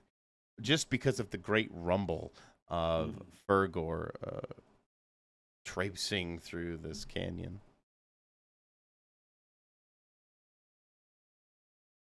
So we can actually hear and see him in the canyon. 100%. They are 100% real. Okay. Yeah, no, I wanted that moment to them you guys being revealed, like them, the flesh and blood of the gods being revealed to you, basically, as they are fighting in your very presence. This is it. Yeah. I think we found the place, boss. We found it, and Found it. They're doing good. I think we can go home. I mean, they're alive. They're on their way. That Toby can actually, he's on Fergor. Like, Yeah. there's this. I did my inspires part. We Fergor. figured out what was going on. Yeah, we figured it out. We were like, okay. This is what we came here for. We just came to make sure they were okay. Somebody's got to record the event for posterity. We will make oral traditions and so on. Oral traditions and so on. Okay, sing the praises of Toby. You'll be remembered in song. And I mean, we could hang out and see if they do win. well, this would inspire Varrock to make his way down to be part of saving. Being involved in the Clash of the Titans. Yeah, this would be. We were able to turn the tide of all these ill omens and portents. Stormclaw, Skyclaw. Can't retreat now. It's glory. To glory. To glory. So you guys make your way through the dust and rocks falling around you, the rubble as it piles up to your sides, and you make your way forth. In the dust, you see the two other young warriors, hunters, kind of cowered against one of the canyon walls next to this dangerous-looking series of switchbacks. That seems like the way that they had made their way down into the canyon, to the canyon floor. They, as you meet up with them, would look at you with dismay, like this weird amalgamation, this mix of hope and anxiety and just really confusion, I guess, about what their role and what they should be doing. They would tell you the manic kind of obsession Toby began to, or that like this obsession that took hold of Toby, that he was destined, legend. He thought he was the legend to slay Fergor. Oh.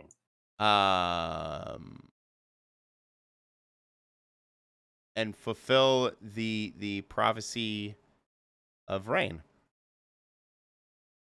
An ancient legend that speaks to a time when this rocky valley was filled with water, like a rich basin, reservoir. Okay.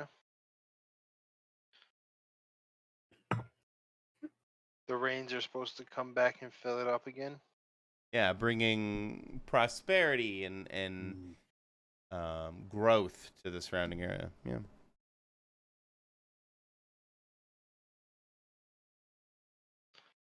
All right.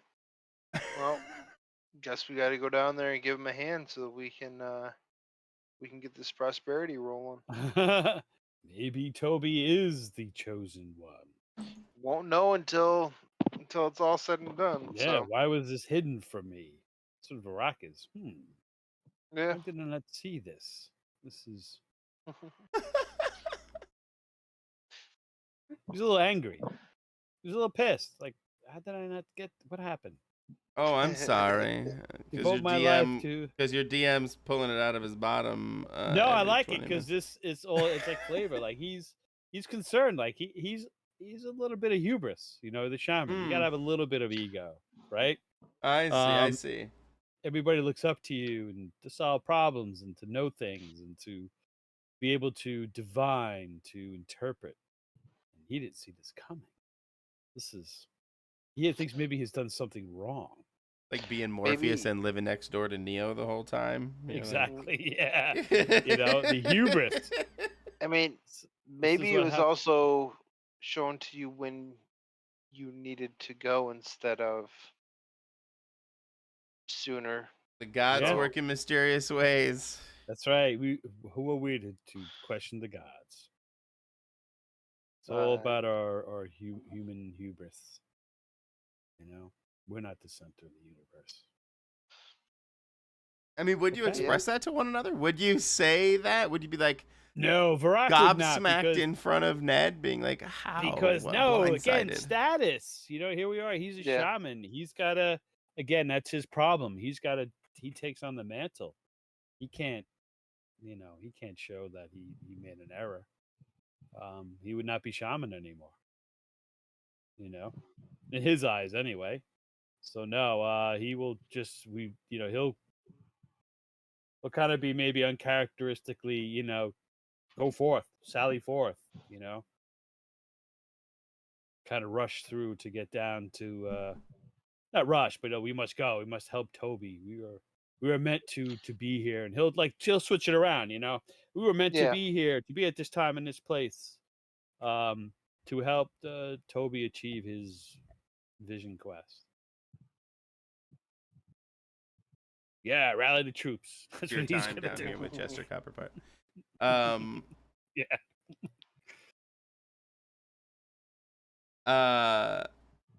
In that moment, as you're thinking about this, the rumble comes back, thunderous as the rocks around you, as the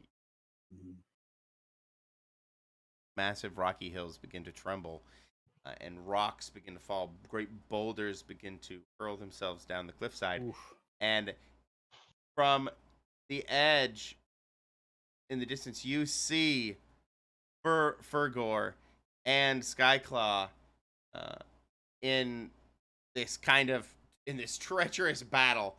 Claws coming at Fergor as Fergor is pushed back and tossed into the cliffside around you, causing even more boulders and large rocks to come tumbling down towards not only you guys, but the young hunting apprentices as well. What you do? I will push them out of the way. Risky. I'm going to give this a 5. It's very risky. You're putting yourself at risk for them, for sure. Yeah. Yep. Do you have any more than just one die things? I don't think so, unless or maybe I don't know if my snaring and stuff will Varrock could help you allow out me somehow. to think quick. Watch out for that big boulder coming right at you at 2 o'clock. That's Varrock helping. Watch out for that big boulder. Watch out for the big. Oh, that's a big one. I don't need it. Okay. Thank you, though. All right. I got a 6. Nice. Nice. You swoop them away, deftly dodging the dastardly boulders as they come tumbling down the cliffside. You, along with all of the others, Varrock, find yourself in this moment, this kind of slow motion adrenaline moment right at the base of the paw of Fergor, right here as it pivots and moves. It's kind of clasped itself. That's probably not the right word, but it's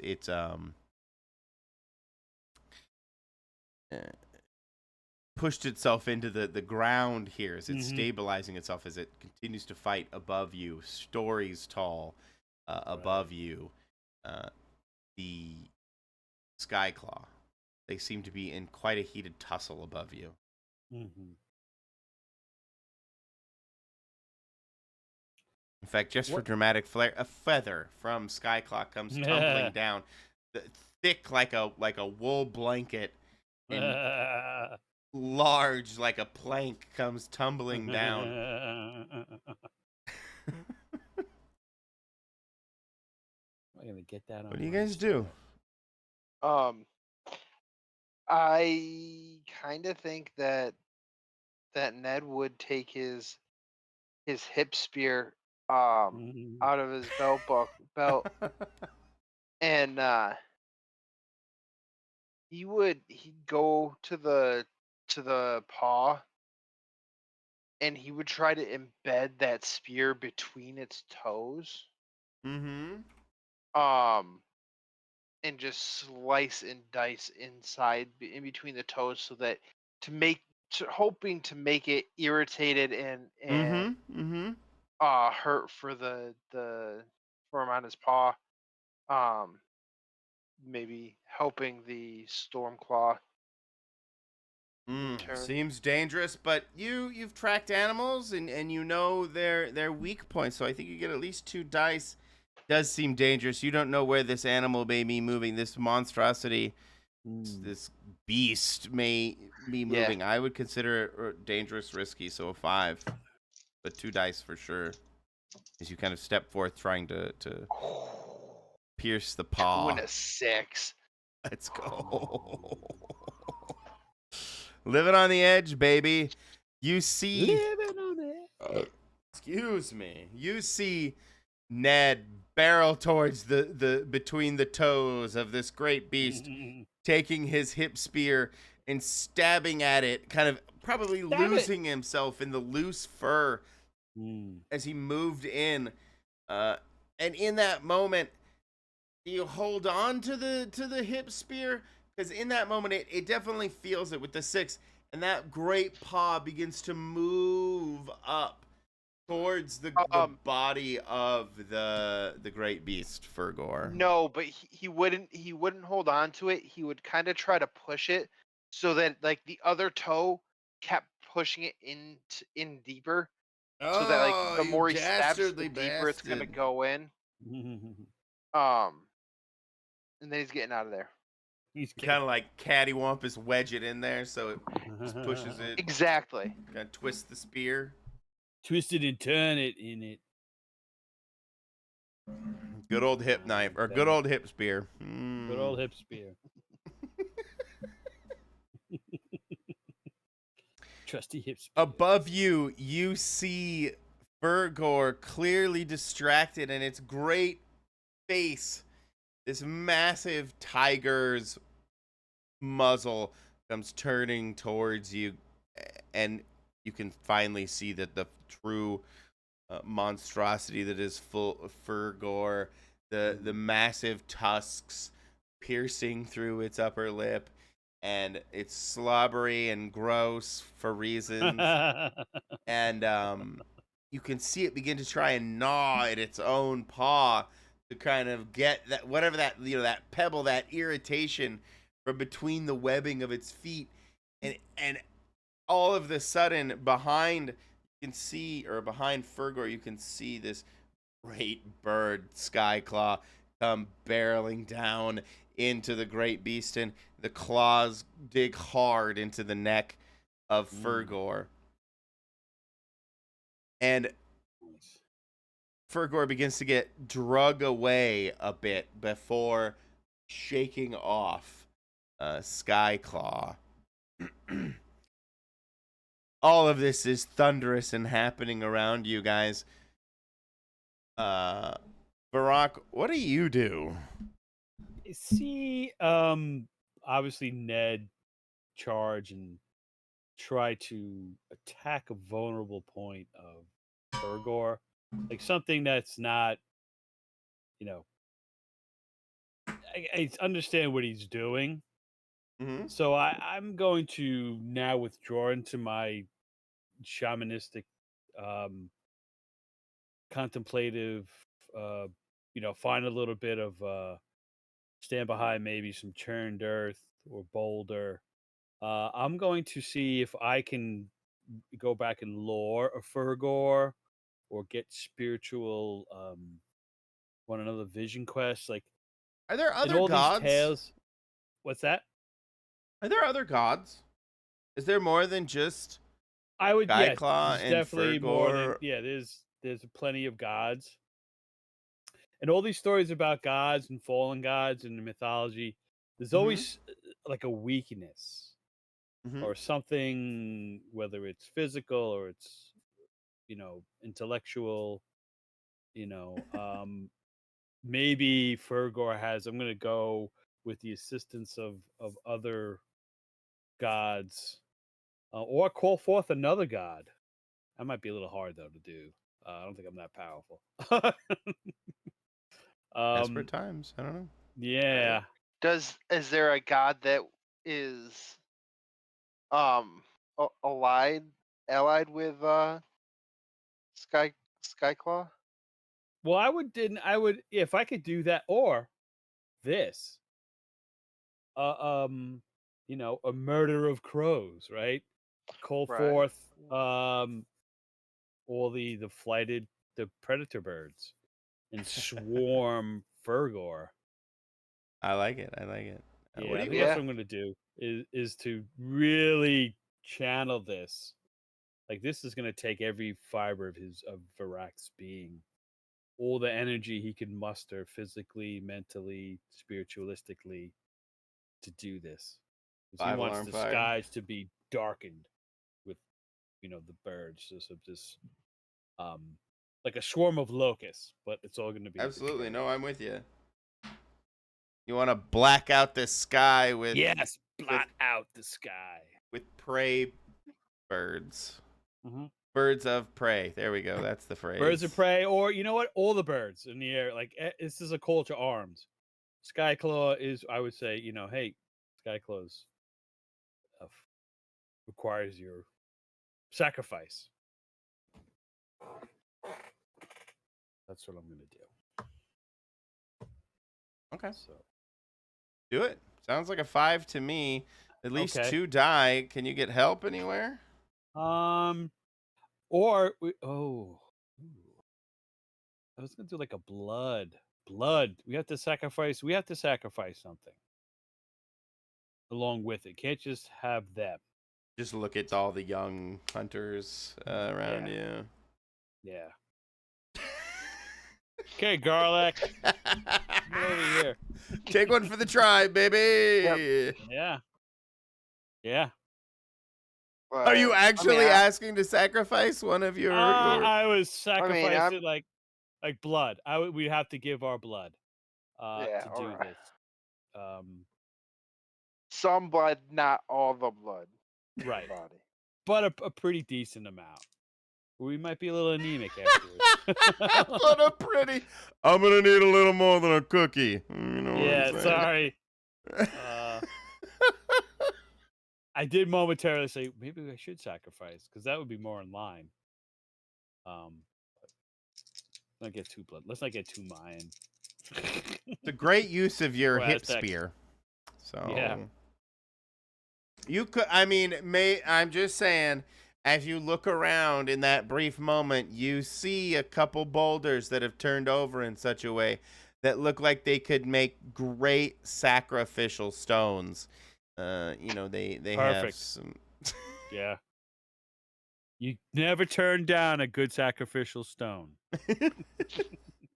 Never walk away from it. So yeah, I will call the hunters to me, Ned, and explain what we must do. Um, could be it's gonna a lot of blood. Not gonna be. We're gonna feel a little woozy. You know. All of you gather around. All 5 of you now, right? Yeah. Yeah. Is this happening while I do the paw thing or after? Well, I would say after you did Okay. your thing, you tried to. So yeah, you come back, and that you gave me the idea of some vulnerability, and then I had time to contemplate and said, "Oh no." Yeah, the background is of all actually of better." this is, Fergor and Skyclaw fighting right behind Right. you. Yeah. That's kind of Mhm. the background, kind of Right. precipitated by your stabbing between the webbing of Yeah. the paw of Fergor, giving that moment of distraction to hmm for Skyclaw to take advantage of. Excuse me. So yeah, this is kind of after, in the backdrop of that, of them fighting in the background some more. With Varrock, you're in my head. All of you have gathered around this great massive boulder that happens to have this like concave shape to collect all of your blood, and it as a blood ritual. What does this look like? How do you use your hip spear? Is it like blood dripping from a peck? Oh no, it's you got to get the and blood flowing. It's got to be. I'll let Ned do it, since I don't have the tools. But I would direct him to. You got to slice. It's got to be deep enough where the blood must flow like a river. It can't come out dribble. It's got to flow. What? Got to Whoa. flow a little bit. All right, and how are we gonna stop it? I could do it. I could stop it with the pocket sand, the pocket salt. But it's got to be quick. I'm trying to get tension here. I'm trying to, Yep, Flow like the river? well, flow like it can't be a little dribble, a little, it's not like the thing where they just little blood drips out. It's gotta come out. It is cross the street, not up the river, right? Yeah, and then Let the blood flow. it's gotta be. There would be a lot of cross looks looking around this stone. Are you asking every one of you to do No, this? I'm telling them as shaman. I'm telling you, this is what you must do. You guys are dyed in the wool. True believers. Dyed in the wool. When I'm You- pulling out the Ned whole. walks over and slices his arm. Yeah, and I will take the And- bones of birds, feathers to call forth, as he's doing this, and mix it in on the stone. Really, my fingers are in it. I will paint my face with it too. I am the vessel, so fill it up. I'm the vessel, but as the blood and the bone and feathers are mixing, I will go into my trance and to call forth. Um, and as I need this to, as I'm doing this, as Ned is slicing. I don't know. How- I feel how like are you giving gonna you a 6, but because I want it to happen, I'm going over a 5. Okay. This is DM's on your side. How'd that go? Okay. Not good. 1, 3, and 3. Ooh. All right. There might be a couple dead guys here. Ooh. Shit. Yeah, in that moment, let's go with that. In that moment, the rear paw comes crashing down into the boulder, tossing you guys helter skelter, and 2 of the hunters, Garlac being one of them, goes No, Garland. flying into the cliffside, and his head is just bashes against the stone, and you can tell he's gone upon impact. In fact, him and the other unnamed actor. The other red shirt. Sorry, yes, the other red shirt Shit. character to be only named in credits. Yeah. Hunter number 2.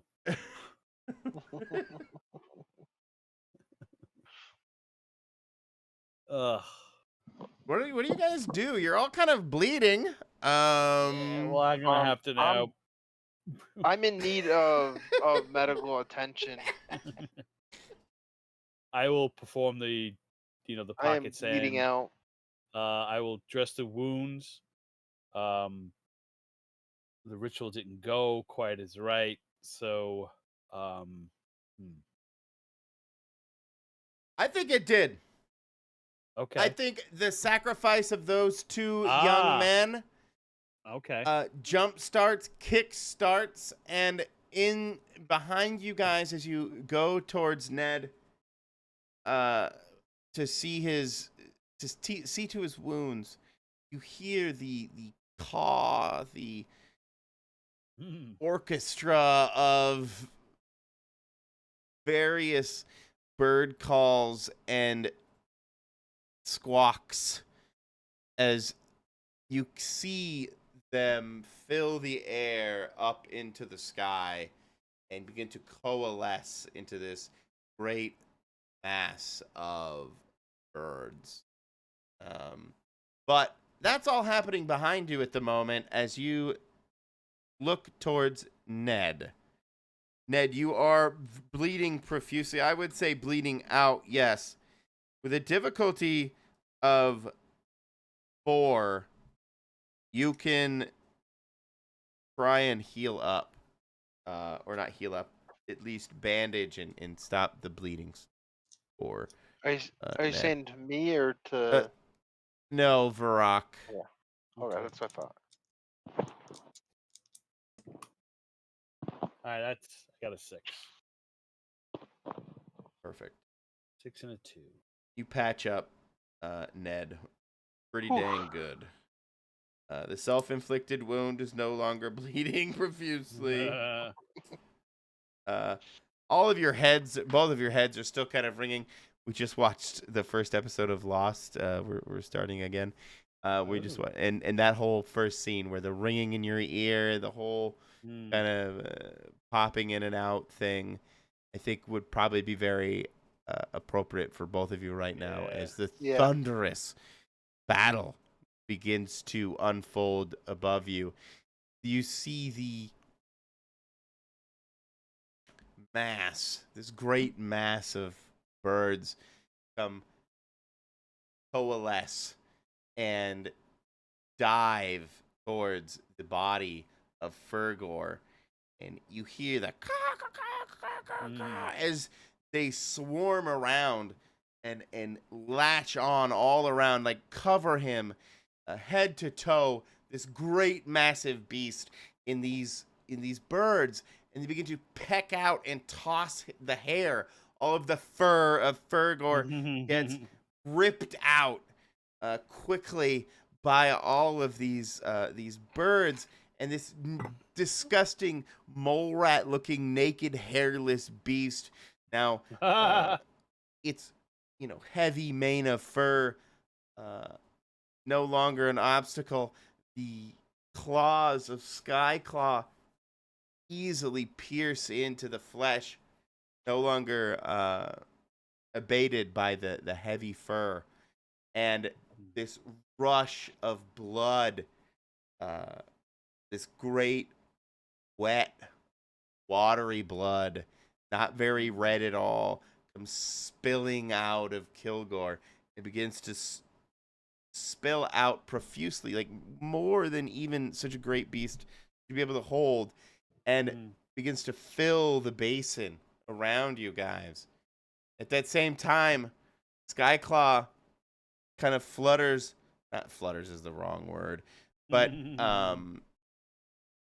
great wafts of wind into wash across the landscape, and you guys now find yourself in kind of a weird problem. The canyon is filling with water as Skyclaw moves back into the clouds, and the claps of thunder and lightning abate and are replaced with just now torrential rains and heavy winds. All right, let's start climbing.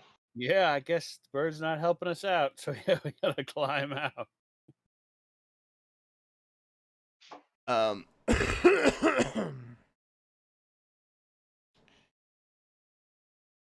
I don't know if I even want to give you a difficulty for climbing out or anything. But that's kind of what I had planned for you guys tonight. Nice. Yay! What I Yay. kind of had. I hope you guys had fun. I was kind of I did. improving a great deal of it. You guys, I love the Sky Claw and stuff. I obviously ran with it with the Fergor Mhm. thing. That was good. I feel like that's kind of how this is supposed to be played. Okay, yeah, I do think that's kind of Yeah. how OK is supposed to Definitely. Yeah, this is not a, play. you know, it's But I had you a lot play of fun right creating away. the narrative and all that stuff with you and Yeah. with you guys. And I mean, obviously, I didn't write Skyclaw down anywhere. I didn't Mhm. write Stormclaw down anywhere Yeah. until tonight. Same for Fergor. I wanted Right. to be some great beast hunt thing, and that's not really what it ended up panning out to be. I had that vision moment thing that I like. I don't know. I just kind of ad libbed or improved and ended up where we Yeah, are like now. But I yeah, liked no, it. I'm glad you guys It enjoyed kind it. of was a beast hunt. Yeah. For sure. Yeah, no, it was definitely Yeah. like a mutation of it. Yeah. Yeah, I liked it. No, it's That's not. The a setting good was. thing because Yeah. you adapted what you were thinking to Mhm. kind of the direction the story was headed. Mm. So yeah, no, I like it. Good job. Yeah, and it's a Good nice. time. It's a. Thank you. It's a. The setting was different. You know, we really haven't. I've never played a prehistoric character in these times. No, And, yeah, so it was a good mix of. Well, what did you Pre- think? How did I play it for you, or how did I? No, I really enjoyed Or it how did you? because, you know, we had a little bit of mysticism, but not full out magic like Dungeon World yeah, or Mhm. D&D. And you know, I like the fact that combination.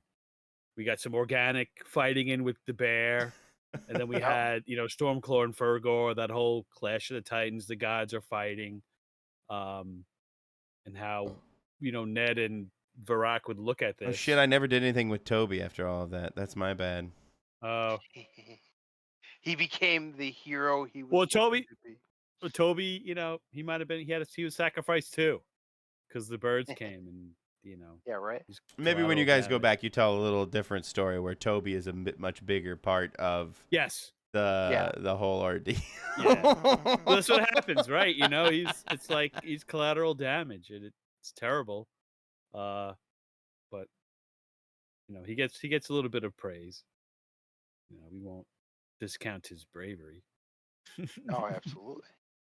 No, I liked it. Yeah. He'll always be remembered, Toby. Toby will, yeah, we will conduct the oral traditions in the song. No, I had never done prehistoric either. I thought I don't know. I just really wanted to try something kind of out of left field, and prehistoric and kind of like a weird gods fighting thing, just I liked something. it. I wanted some kind of forest god thing. I think I went a little bombastic with the scales, but I like that. Hey, a little kaiju action is always Yeah. good.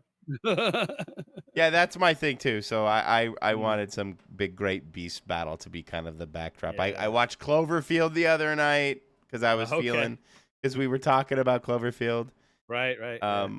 our movie night, and so I wanted to. I watched it again, and so I probably felt a little inspired by the Great Beast kind of there too. Nice. No, I the haven't elements. seen that. It's good. You'll You've enjoy never it. seen Cloverfield? No, I remember starting to watch it in like years ago. Well, I will give you two And caveats to it. If you have a big screen, like we have a giant 120-inch projector screen, there is a lot of shaky cam at the beginning, and it can get really rough on a big screen. I can So imagine. I can imagine. Yeah, I remember because that is the one that start like they're kind of like almost Blair Witch style on their own camera in Mhm. like Yeah, a it's found hotel or footage. Yeah, yeah. apartment, right? Yeah.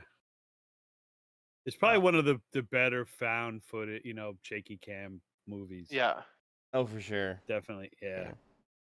Like I've Uh, heard good things about it, but We were talking about I it haven't. because of New York City. Yeah, I feel it really Gotcha. presents New York City really well in film. Nice. Yeah. Using New York City as a backdrop. Right. Yeah. But yeah, so I probably had a bunch of those ideas tumbling around in the back of my head. You should go watch Cloverfield. It's a great movie. I'll check it out. Or Underwater with Kristen Stewart, also That very was really good too. Yeah. Underwater. I don't know that one. Yeah. Surprisingly good. I didn't with low I expectations. am but it was surprised for good. you guys to say Kristen Stewart though. She was good. I thought I like it's gonna Kristen be Stewart. okay." She's maybe a little weird I and did too. abrasive in real life, but I don't know. I liked her in it was an American Ultra with Jesse. Whatever. I liked didn't her see in. that, yeah. I've liked her She's in a been in a bunch of couple stuff. things that I actually liked her in. Yeah. But yeah, Underwater being I'll one of them. check that out. Actually, Adventureland, I saw her in. Adventureland. Yeah, I loved Yes. Adventureland. Very good. Yeah. Yes.